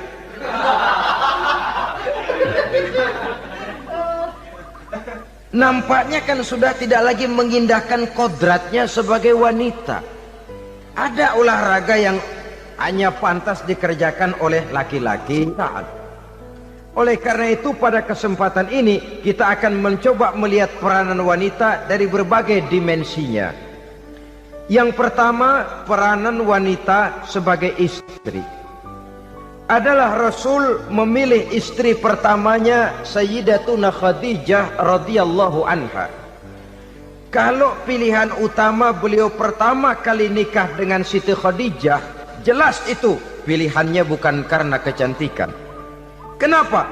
Beliau nikahi Siti Khadijah dalam usia 40 tahun Khadijah dan 25 tahun Rasul. Statusnya janda pula. Kalau beliau seorang pemburu kembang, pemburu bunga, kenapa mesti nikah dengan janda berumur 40 tahun?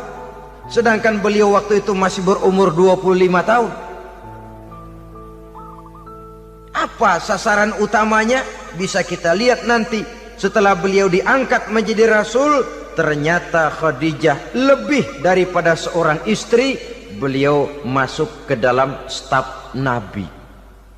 Orang lain beliau belum beriman, beliau malah beriman lebih dahulu sebagai perempuan pertama yang masuk Islam. Orang lain memusuhi Nabi, beliau malah mengorbankan hartanya untuk membantu perjuangan Nabi. Istri setia semacam ini dengan peranannya sebagai istri yang sedemikian rupa memberikan andil yang sangat besar bagi kesuksesan dan keberhasilan seorang suami. Sebaliknya, seorang istri bisa mempengaruhi suaminya. Seorang suami yang jujur, polos, lugu, sederhana bisa jadi koruptor ulung kalau didorong-dorong oleh istrinya. Seorang istri Pak Lurah memang tidak ikut mengatur kelurahan, tapi dia bisa mewarnai suaminya. Seorang istri gubernur memang tidak ikut mengatur provinsi, tapi dia bisa mewarnai suaminya. Sepanjang warnanya positif, tentu sangat baik dan sangat diharapkan. Tetapi kalau warnanya negatif, kiamatlah akibatnya umat ini. Oleh sebab itu, peran pertama dari kaum wanita sesungguhnya adalah sebagai istri yang mendampingi suami untuk mengolah dan melaksanakan tugas-tugas besar. Dari seorang yang paling kecil sampai kepada seorang yang punya jabatan paling tinggi sekalipun, pengaruh dan peranan istri memang sangat menentukan. Saudara hadirin kaum muslimin rahimakumullah, itulah sebabnya Nabi menikah dengan Siti Khadijah. Dan lebih dari itu, sebelum menikah dengan Nabi, Siti Khadijah itu sudah terkenal sebagai pengusaha wanita, business girl kalau bahasa sekarang ini. Bahkan jaringan-jaringan bisnisnya tidak hanya Mekah saja, tidak hanya antar kota, bahkan sudah antar negara, dari Mekah ke Syam, dari Mekah ke Madinah dan lain sebagainya, yang bahkan kita tahu Rasul pada mulanya pun ikut membantu perdagangannya Siti Khadijah radhiyallahu anha ini. Jadi kalau bercermin dari karier Siti Khadijah, boleh saja wanita bergerak di bidang bisnis, asal memang profesi, bukan karena dengan senjata dan modal kecantikan lalu membujuk dan merayu orang sampai telak sehingga bisnisnya berjalan lancar dengan jalan menjual kecantikannya. Tidak, bergerak di bidang bisnis yang memang profesinya di situ. Tidak ada salahnya. Bisa saja perempuan menjadi business girl seperti yang dicontohkan oleh Siti Khadijah radhiyallahu anha ini.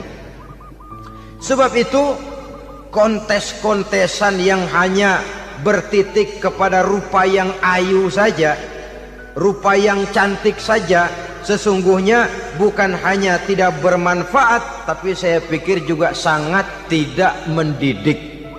Yang mengajar anak-anak remaja putri kita untuk berlomba-lomba hidup dalam kepalsuan. Alis mata palsu, hidung pesek dimancungin, palsu, operasi plastik. Alis matanya dikerik, bikin yang palsu. Tai lalat lagi bikin yang palsu. Gincu bibir dimerahin, palsu. Seluruhnya hidup dalam kepalsuan. Akan lebih baik kalau kita ini misalnya mengadakan kontes yang menitik beratkan kepada ketinggian IQ, kecerdasan, kemampuan, skill, keahlian dan kemampuan.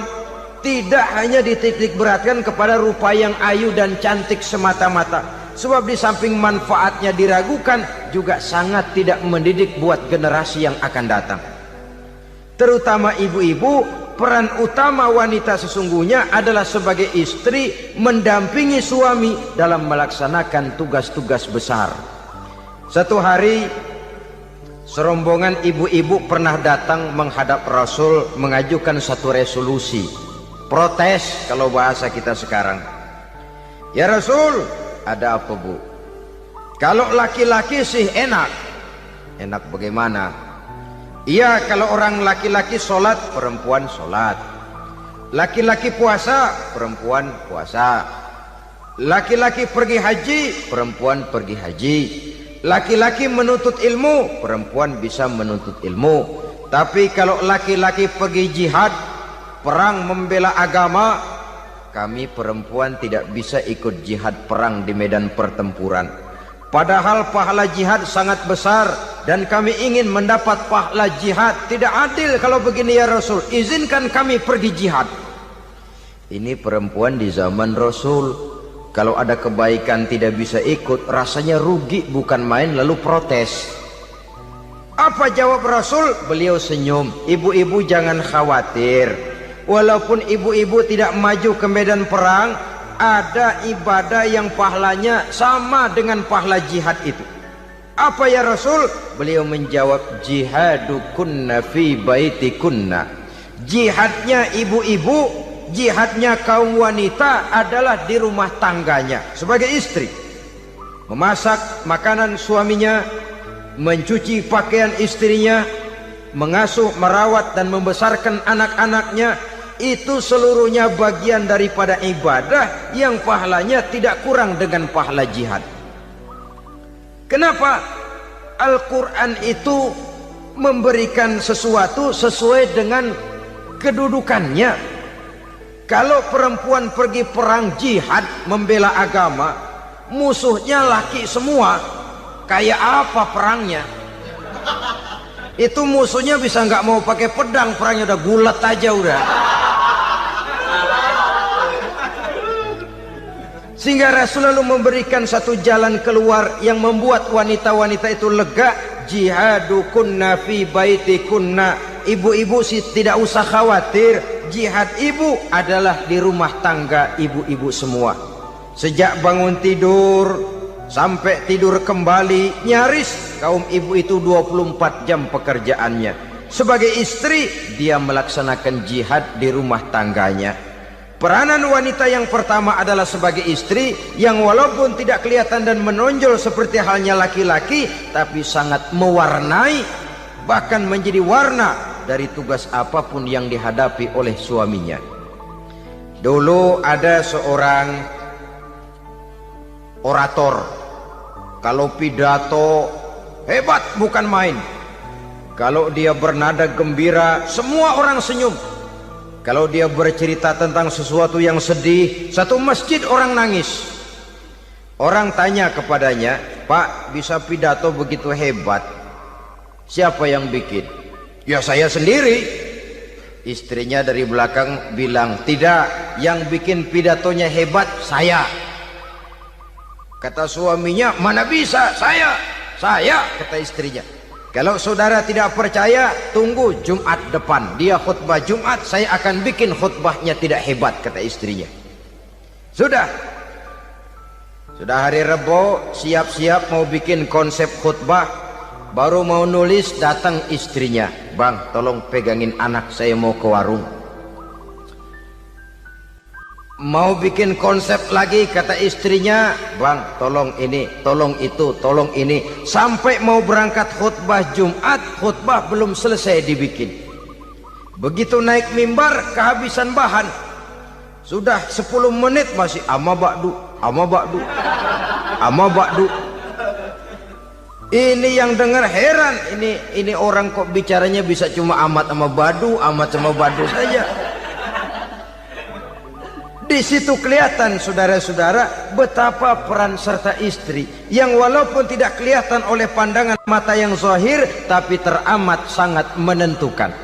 Sekali lagi, tidak ada seorang suami bisa sukses jadi apapun dia tanpa peran serta istrinya di rumah. Tidak ada kemajuan yang bisa diperoleh kalau tidak karena peran serta istrinya di rumah. Tidak ada kesuksesan yang bisa diraih tanpa keikutsertaan daripada istrinya di rumah. Walaupun suaminya yang dikenal orang, suaminya yang dipuji orang, suaminya yang disanjung orang, bagian besar tetaplah saham dan andil daripada istrinya yang di rumah itu. Ini makna an-nisa imadul bilad. Wanita adalah tiang negara. Jikalau baik wanita, baik negara. Jikalau rusak wanita, hancur negara. Karena wanita, negeri Salba menjadi terkenal, tentram, aman, wawasan politiknya luas. Seorang semacam Cleopatra bisa menaklukkan Julius Caesar. Dan begitu selanjutnya. Banyak cerita-cerita betapa wanita yang berperan di belakang layar ini bahkan bisa menggoyangkan negara. Bahkan yang paling dekat saja contoh dengan kita, Senator Gary Hart. Saudara masih dengar tentu itu. Betapa harus terpaksa mengundurkan diri dari pencalonan presiden Amerika karena kasusnya dengan Donna Rice itu, dengan hostess itu. Betapa di sini seorang perempuan atau seorang wanita sanggup membongkar seseorang yang punya masa depan ceria untuk menuju kursi kepresidenan dari suatu negara adidaya seperti Amerika, bisa gagal berantakan karena skandalnya itu. Apa penyebabnya? Wanita. Tapi wanita juga bisa menyebabkan menjadi cambuk majunya laki-laki. Wanita juga bisa menghancurkan dan mengubur laki-laki. Saudara hadirin yang saya muliakan, ia memang kelihatannya makhluk yang lemah, tapi di balik kelemahannya itu sesungguhnya dia bisa menelan laki-laki yang bagaimanapun besarnya. Saudara-saudara kaum muslimin rahimakumullah, terutama ibu-ibu yang saya hormati, jadi peranan yang pertama wanita sebagai seorang istri. Yang kedua, wanita sebagai ibu. Ini juga sangat besar pengaruhnya dalam membentuk generasi masa yang akan datang. Bapak, oleh karena kesibukan tugasnya tentu lebih banyak di luar rumah. Yang nyaris 24 jam di rumah itu ibu. Bagaimana dia merawat anaknya, bagaimana dia menaruh perhatian terhadap anaknya, bagaimana ia melimpahkan kasih sayang kepada anak-anaknya, akan membentuk kepribadian anak dan artinya membentuk generasi yang akan datang. Kalau seorang ibu sudah cuek-cuek saja kepada anaknya, padahal Quran mengatakan al-jannatu tahta aqdamil ummahat, surga di bawah telapak kaki ibu. Hadis ini bisa kita artikan macam-macam. Pertama, anak tidak akan mendapat kebahagiaan tanpa ridho daripada ibunya. Kedua, ibu adalah wanita agung yang harus ditaati. Ketiga, neraka atau surga anak bergantung kepada ibu, bagaimana dia mewarnai anak. Kalau ibunya cuek-cuek saja sama anaknya, dan sering jadi contoh klasik, kalau anak ayamnya beduk maghrib belum pulang, satu RT dicariin, hansip diundang, kalau perlu dan ramil dilaporin. Tapi kalau anak gadisnya jam 12 tengah malam belum pulang, ibu tenang-tenang saja Pak. Tidak tergerak dan tidak tertarik hatinya. Ya tentu tidak semua. Kalau sudah begitu, bukankah hakikatnya ibu sudah menciptakan neraka buat anaknya sendiri? Khalil Gibran dalam satu tamsil yang indah pernah mengatakan, kalau kita diberikan sebutir mutiara, sebutir intan, dan intan itu sebutirnya sebesar telur ayam, benda yang sangat langka dan berharga, tentu kita sayang intan atau mutiara itu. Kita jaga baik-baik, kita simpan dalam kotak, kotaknya kita kunci, kotak itu kita simpan di dalam lemari, lemarinya kita kunci lagi, lemarinya ada di dalam kamar, kamarnya pakai pintu, pintunya kita kunci lagi, kamar itu ada dalam rumah, rumahnya pakai pintu, dikunci lagi, kemudian rumahnya pakai pintu gerbang besar, gerbangnya juga digembok lagi. Untuk menjaga intan itu jangan sampai hilang, begitu usaha kita berlapis-lapis. Dan intan itu sudah diberikan kepada kita, kata Khalil Gibran. Apa dia? Anak-anak yang diamanahkan Allah kepada kita.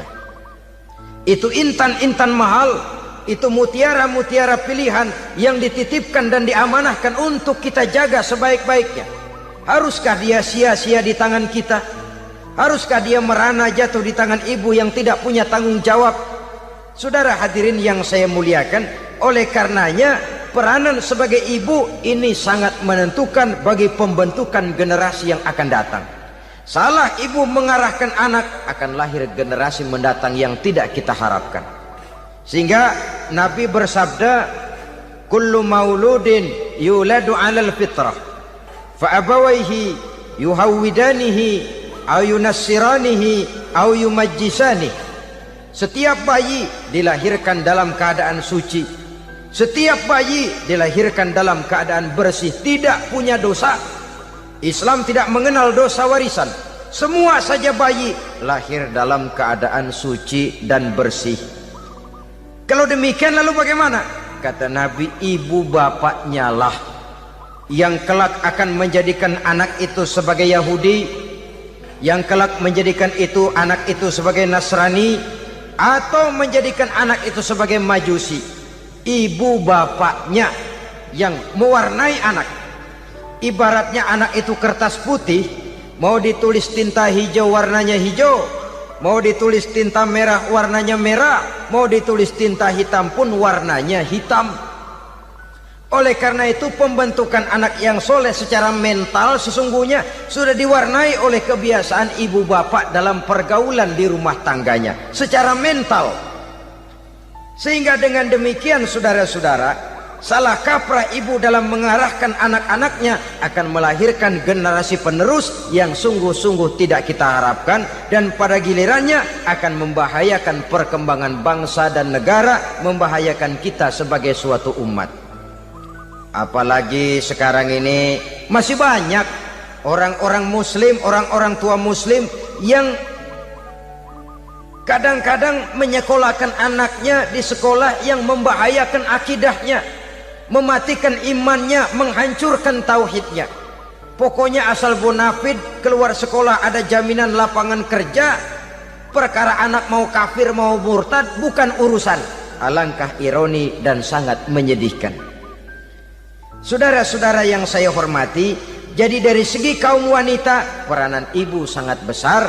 Dari segi anak, ketaatan kepada ibu, doa restu ibu akan membawa kepada kebahagiaan hidup.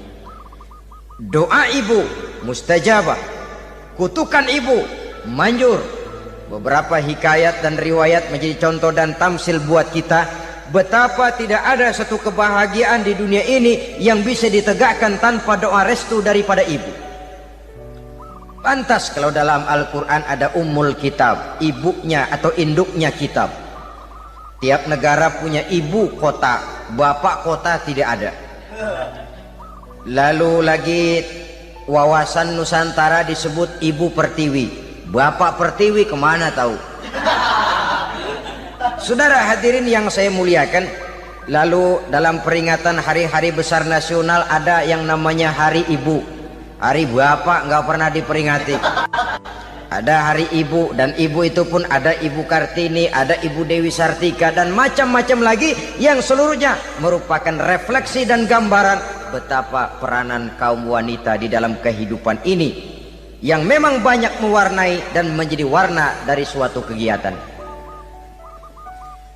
Saudara-saudara kaum muslimin rahimakumullah, apabila yang pertama tadi kita melihat peranan kaum wanita sebagai istri, betapa ia berpengaruh besar dalam ikut menunjang keberhasilan dan kesuksesan suaminya. Kemudian pada peranannya yang kedua, wanita sebagai ibu di rumah tangga, betapa ia ikut membentuk, mempengaruhi, mewarnai dan membimbing kepribadian anak sebagai generasi penerus. Maka pada peranan yang ketiga ini kita akan melihat wanita sebagai social agent, sebagai penggerak kegiatan sosial di berbagai bidang kehidupan. Apakah itu bernama majelis taklim, apakah itu bernama perkumpulan dan yayasan-yayasan kemanusiaan, organisasi-organisasi yang bergerak di bidang pendidikan. Bahkan di zaman sekarang bukan hanya menjadi penggerak sosial, bahkan sudah banyak kaum wanita yang menggerakkan satu bangsa.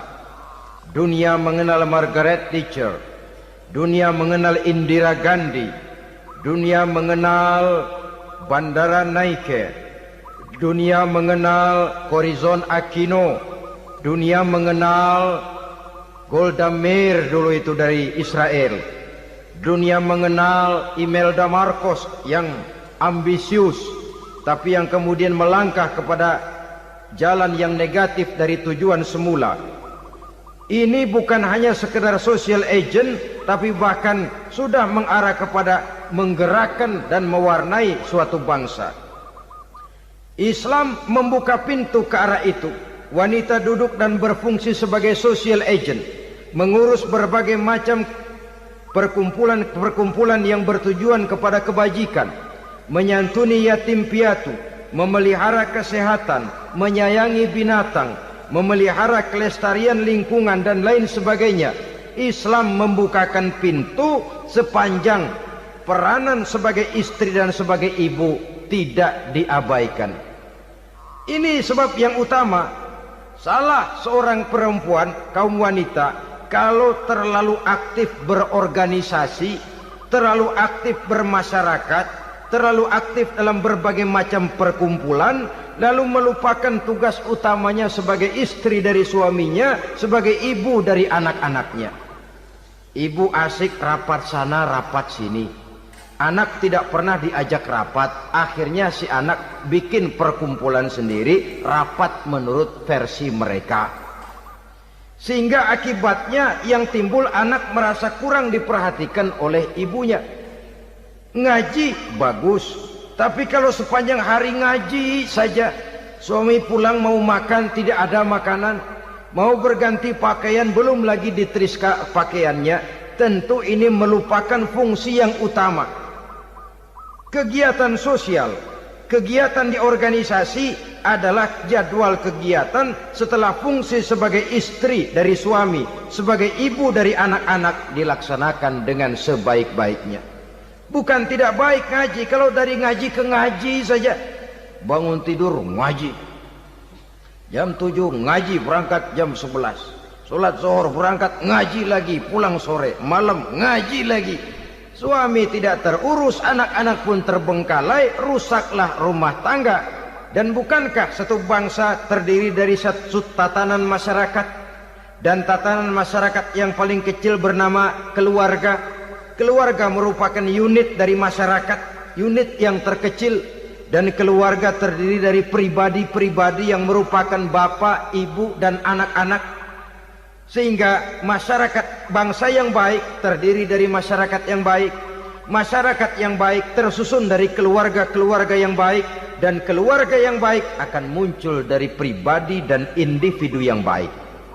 Pribadi dan individu yang baik yang sadar mana kewajiban yang primer, mana kewajiban yang sekunder. Sebagai social agent, dia lalu mawas diri dengan tetap mempertimbangkan kodrat kewanitaannya itu tadi. Saya ikut prihatin kalau ada perempuan main sepak bola, dan saya yakin betul kalau perempuan main sepak bola, yang nonton pasti bukan nonton bola. Ya mungkin bola juga, tapi bola yang mana? Itu wallahu a'lam. Ya dicari olahraga yang sesuai dengan kodrat kewanitaan begitu. Dicarilah olahraga yang sesuai dengan kodrat kewanitaan. Sepak bola sudah maju, ya belakangan saya katakan tadi muncul lagi wanita angkat besi. Belakangan bisa kita bayangkan wanita main tinju. Babak belur sudah kalau sudah begitu. Kemajuan dengan melupakan kodrat kewanitaan akan menyengsarakan kaum wanita itu sendiri.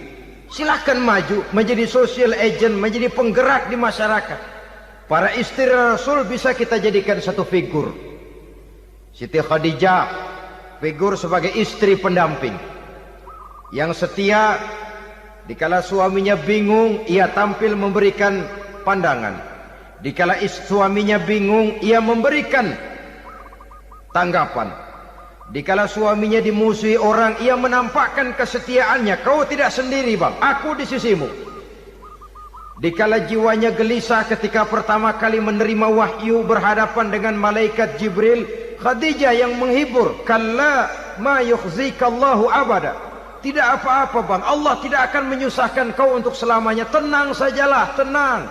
Abang orang baik-baik, Allah tidak akan menyengsarakan abang. Peran sebagai istri.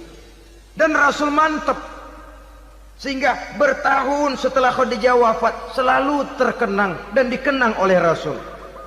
Pernah satu saat beliau itu seperti orang melamun. Aisyah tanya, kok seperti ngelamun bang? Iya kata Rasul, saya seperti mendengar suara terompahnya Khadijah di surga. Padahal Khadijah sudah lama wafat. Aisyah mendengar itu rada sedikit manyun. Kata Aisyah, bang cukup sekali ini saja, jangan sebut-sebut lagi nama itu ya. Cemburu rupanya. Ya soal cemburu sih nggak bini Nabi, nggak bini kita, namanya cemburu. Perempuan mesti ada. Apa jawab Rasul? Ya Humairah, Aisyah, haruskah saya melupakan seseorang yang dikala orang lain memusuhi saya, dia mati-matian membela saya. Dikala orang lain mau membunuh saya, dikorbankan hartanya untuk membantu perjuangan saya. Mestikah saya melupakan orang yang begitu baik? Tidak, Aisyah. Sepanjang nafas masih ada, sepanjang itu saya tidak akan bisa melupakan Khadijah sayang. Peran sebagai istri Khadijah ini, peran sebagai istri. Suaminya bingung, istrinya memberikan hiburan. Kadang kan tidak, suami bingung, istri bingungan lagi. Ya sudah, mari ramai-ramai kita bingung sudah.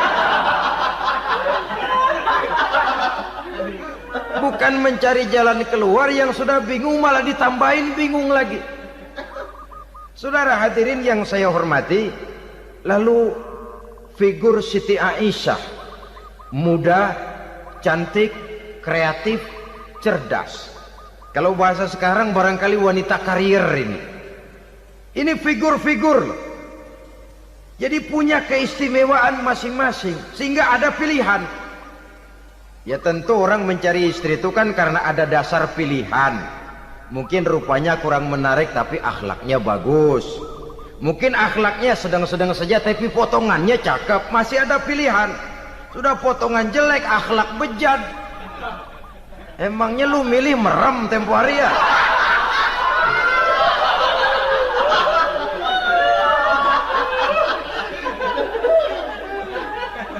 Sudah nggak ada pilihan apa-apa.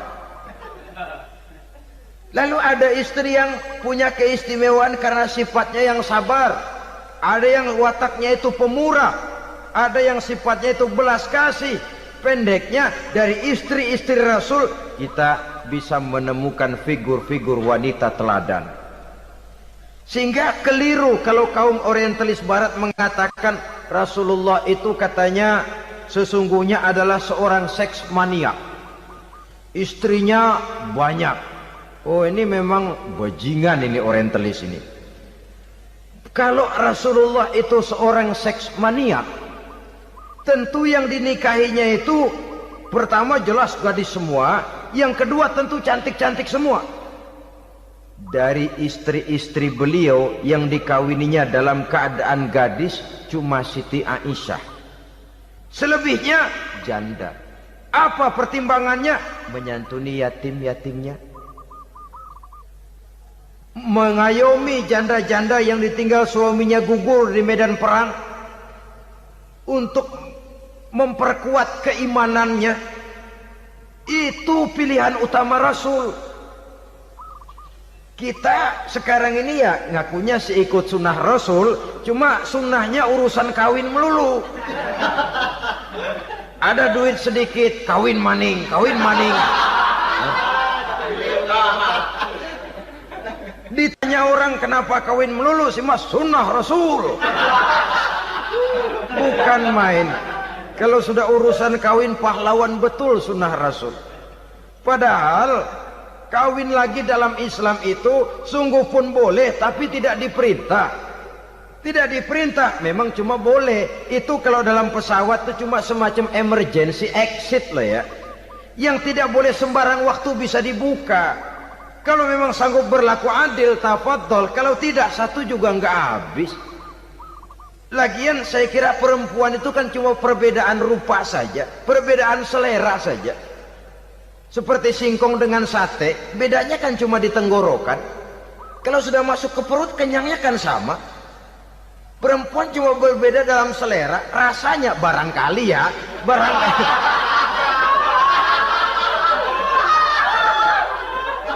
Barangkali tidak jauh beda. Saudara hadirin, lah Islam ini mengatur lewat pintu yang dinamakan nikah itu tadi, sehingga dengan demikian bisa dinikmati secara tenang, tentram. Tidak usah manusia ya, kucing saja. Coba lihat kucing. Kalau ikan dia boleh nyolong, kucing itu boleh curi, makannya nggak tenang kucing. Coba lihat ini. Asal dia nyolong ikan, makannya juga mindik-mindik. Matanya nengok kiri, nengok kanan. Ada sedikit gerusak, kabur. Secara nalurinya kucing tahu kalau ini ikan curian, makannya nggak tenang dia. Tapi kalau ikan kita kasih, kucing anteng, geledek juga nyamber, manteng aja dia. Nalurinya mengatakan ini ikan dikasih sama yang punya, tenang dia. Saudara hadirin yang saya hormati, orang juga gitu. Kalau hubungan suami istrinya sudah sah, diikat dengan akad nikah, tenang, anteng, nggak gerasak gerusuk, nggak kayak diuber-uber maling, anteng aja. Dan yang ngintip juga buat cuek aja udah. Biarin aja dia ngintip, capek sendirilah.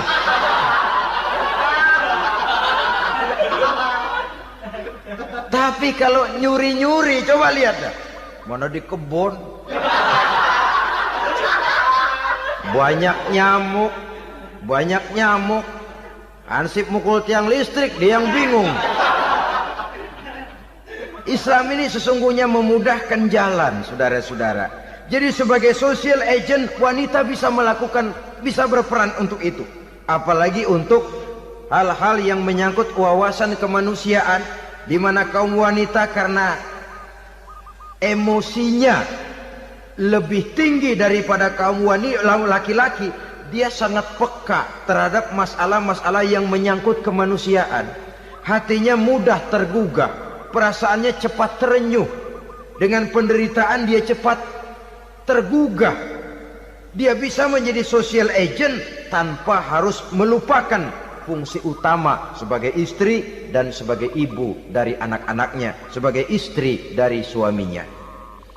Saudara hadirin yang saya muliakan, dahulu Al-Quran pernah menceritakan betapa istri-istri pembesar di istana mewah di zaman Nabi Yusuf.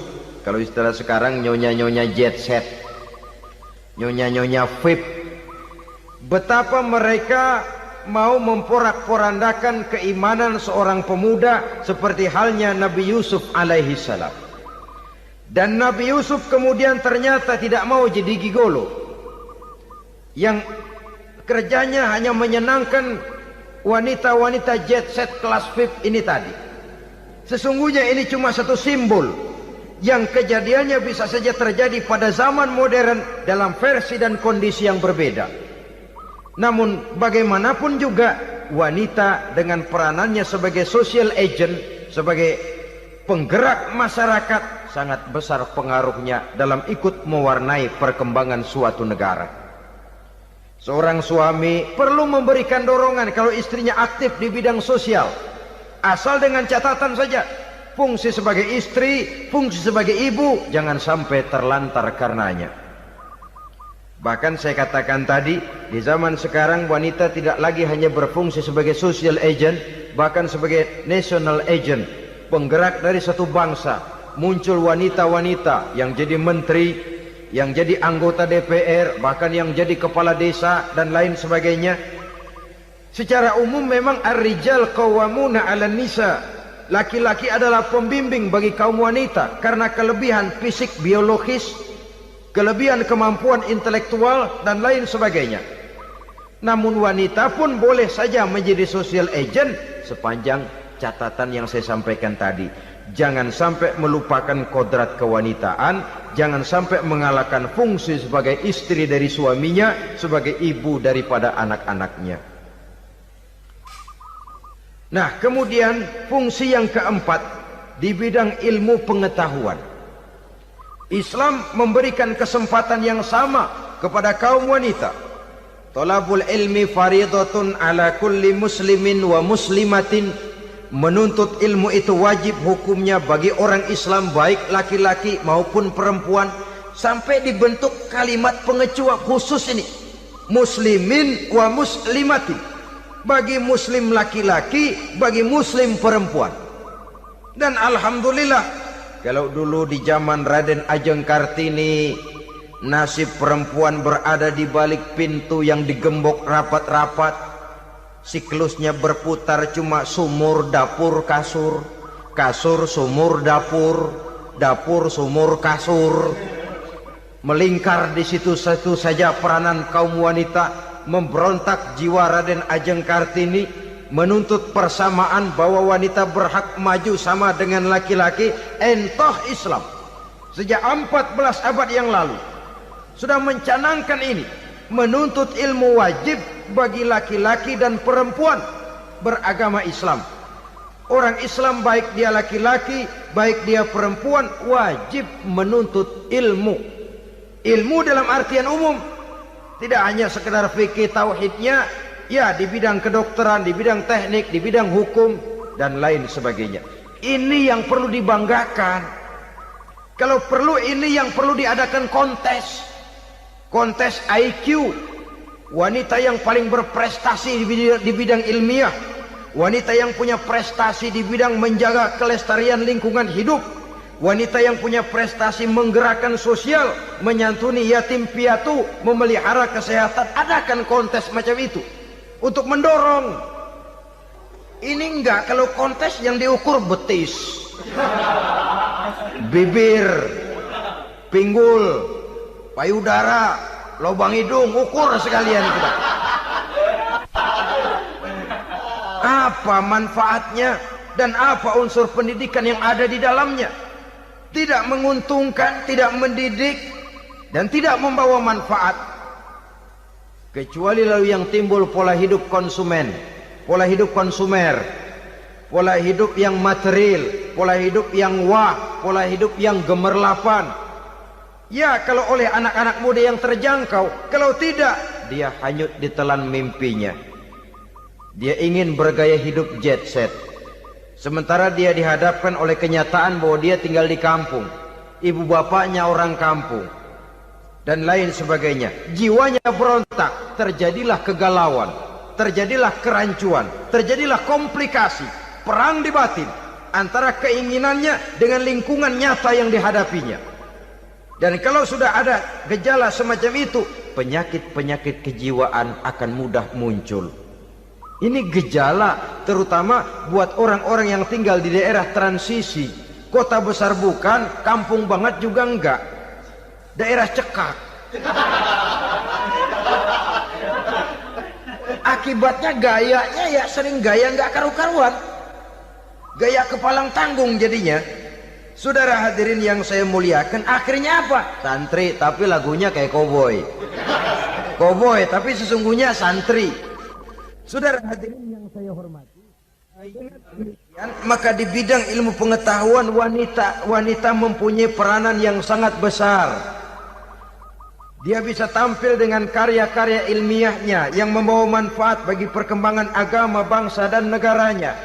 Majulah kaum wanita dengan ilmu pengetahuan, tuntutlah ilmu seluas-luasnya.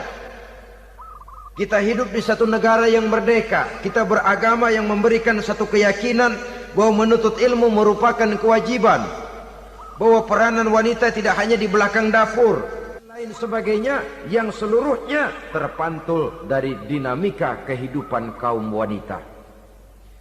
Saudara-saudara kaum muslimin rahimakumullah. Kemudian yang kelima, peranan wanita dalam bidang agama. Kita bersyukur sekarang ini gejalanya dimanapun pengajian, biasanya lebih ramai pengajian ibu-ibu dari bapak-bapak. Peringatan hari-hari besar keagamaan, biasanya lebih ramai ibu-ibu daripada bapak-bapak. Pengajian ibu lebih ramai. Padahal kalau bicara sibuk, lebih sibuk ibu daripada bapak misalnya. Kalau sudah pengajian bapak-bapak, biasanya pengajiannya ramai cuma 3 giliran itu. Pembukaan, maulid, penutupan. Kalau sudah yang rutin pengajian tiap minggu, 3 pojok yang ngaji.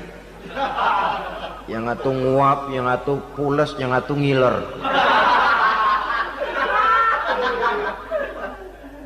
Saudara hadirin yang saya muliakan, ada badan kontak majelis taklim yang merupakan wadah daripada kegiatan ibu-ibu. Ada Ittihadul Muballighat, Persatuan Muballighat. Ada Persatuan Para Asatizah. Dan macam-macam lagi peranan ibu-ibu di dalam kehidupan beragama. Tapi sesungguhnya harus dimulai dari bagaimana si ibu mewariskan jiwa agama kepada anak-anaknya di rumah tangganya. Kalau itu gagal, dia mau melangkah ke masyarakat, dia sudah gagal sejak awal sesungguhnya. Keberhasilannya dia menata masyarakat akan mengakibatkan dia nanti bernasib seperti Nabi Nuh. Berhasil mengajak beberapa orang kafir mengikuti ajarannya, tapi gagal mengislamkan putranya sendiri Kan'an. Bukan tidak berusaha, tapi memang Allah sudah menghendakinya sedemikian untuk menjadi contoh buat kita semua. Yang penting orang tua berusaha dan berikhtiar. Kalau sudah berusaha dan berikhtiar, anak ternyata memang sulit diurus, barangkali memang fotokopinya Kan'an tuh anak. Ya orang tua kalau sudah berusaha, ya tawakallah. Jangan belum berusaha lalu berkata, jangan anak kita, anak Nabi aja ada yang bengal. Ngajar tidak mau, mengajar anak tidak mau, mendidik anak tidak mau, lalu mencontoh Nabi, salah kaprah namanya. Kaum wanita bisa berperan di dalam agama. Ketika Rasul hijrah, itu kan beliau tidak langsung ke Madinah. Dari Mekah itu beliau mengambil jalan arah ke kiri menuju Gua Sur. Ini dalam strategi militer punya makna sendiri. Jenderal yang ulung, ahli strategi militer ini. Di Gua Sur sana beliau tinggal 2 hari 3 malam. Siapa yang membawa makanan ke Gua Sur? Siapa yang menjadi kurir untuk mengintai kegiatan-kegiatan Quraisy setelah Nabi berangkat hijrah? Asma, putri Abu Bakar Siddiq radhiyallahu anhu. Jadi kurir, jadi spion, membawa makanan untuk Rasul dan ayahnya di Gua Sur. Ini peranan wanita. Di tengah bahaya, di tengah keadaan posisi terjepit, Rasul di dalam gua, diamatinya keadaan Quraisy, dilaporkannya kepada Rasul. Jasa seorang wanita bernama Asma, putri dari Abu Bakar Siddiq radhiyallahu anhu. Rabi'atul Adawiyah, seorang sayyidah sufiyah, ahli tasawuf yang terkenal dengan ajaran cintanya kepada Tuhan. Dia bisa menjadi tokoh wanita dalam gerakan sufi oleh karena kegiatannya di bidang agama, dalam arti mujahadahnya kepada Allah Subhanahu wa ta'ala. Dia korbankan bagian besar daripada hidupnya untuk mengabdi kepada Allah. Setelah suaminya meninggal, seumur hidup dia tidak pernah nikah lagi. Bukan tidak cantik, cantik. Bukan tidak ada yang mau, banyak yang meminang. Bahkan diantaranya termasuk Sufyan Tsauri, seorang tokoh juga, pernah mencoba meminang beliau. Kata Sufyan, Rabi'ah, bagaimana? Kamu kan janda? Iya. Lalu, lah saya kan duda. Jadi bagaimana? Daripada kita masing-masing sendiri-sendiri kan lebih baik kita join. Maksud kamu apa? Saya mau meminang kamu. Boleh? Tapi mas kawinnya saya minta engkau jawab 4 pertanyaan saya. Kalau bisa, diri saya seutuhnya saya berikan kepada kamu. Kalau tidak, tidak usah saja. In ajabtani fi 4 masail fa ana laka. Kalau engkau sanggup menjawab 4 pertanyaan saya, seluruh diri saya bulat-bulat saya serahkan kepada kamu. Yang pertama, Sufyan, semua orang kan bakalan mati. Iya. Ya soal mati sih sama, mati. Cuma hakikat mati kan lain-lain. Ada yang matinya itu husnul khatimah. Mati baik di akhirnya. Lagi ngaji, mati. Lagi baca Quran, mati. Lagi sholat, mati. Lagi dengar ceramah, mati. Lagi sodakoh, mati. Itu mati-mati yang su'ul khatimah. Ada yang mati itu mati yang husnul khatimah, maksud saya. Ada mati itu yang disebut su'ul khatimah, jelek di penghujungnya. Lagi nyekek botol, mampus. Lagi banting kartu, plak plak, habis. Lagi makan riba, mati. Lagi zina, mati. Lagi nipu, mati. Kira-kira kalau saya nanti mati, su'ul khatimah apa husnul khatimah? Nah, saya nggak tahu, kamu mati saja belum. Tidak bisa kamu jawab? Tidak bisa. Yang kedua, setelah mati kita masuk ke alam kubur. Di kubur kita akan dapat nikmat kubur atau azab kubur. Hari itu kira-kira saya dapat nikmat apa dapat azab? Saya tidak tahu. Di padang mahsyar setelah ditimbang kita dapat kitab di tangan kanan kalau baik, di tangan kiri atau dari belakang kalau jahat. Hari itu saya dapat kitab di tangan kiri apa tangan kanan? Saya nggak tahu. Yang keempat, orang akan lewat di atas sirat. Yang selamat sampai surga, yang celaka sampai ke neraka. Kira-kira saya yang selamat apa yang celaka? Wah, kata Sofyan, gua nggak tahu, udah butak dah lempangan itu deh. Kalau kau tidak tahu Sofyan, tidak bisa jawab 4 pertanyaan ini, maaf saja, lamaranmu saya tolak dan saya tidak akan nikah. Ini yang saya khawatir. Maka dia terkenal sebagai Sayyidah Sufiyah, tokoh wanita dalam dunia sufi. Dan artinya wanita bisa berperan banyak dalam bidang agama, sebagai pengasuh majelis taklim, sebagai pengasuh yatim piatu, sebagai gerakan-gerakan keagamaan yang positif dan lain sebagainya. Ini dimungkinkan karena Islam menunjang harkat dan martabat kaum wanita. Maka majulah kaum wanita Islam Indonesia dengan tetap menjaga kodrat kewanitaannya. Inilah yang kita sampaikan pada kesempatan ini. Terima kasih atas segala perhatian. Mohon maaf atas segala kekurangan. Wassalamualaikum warahmatullahi wabarakatuh.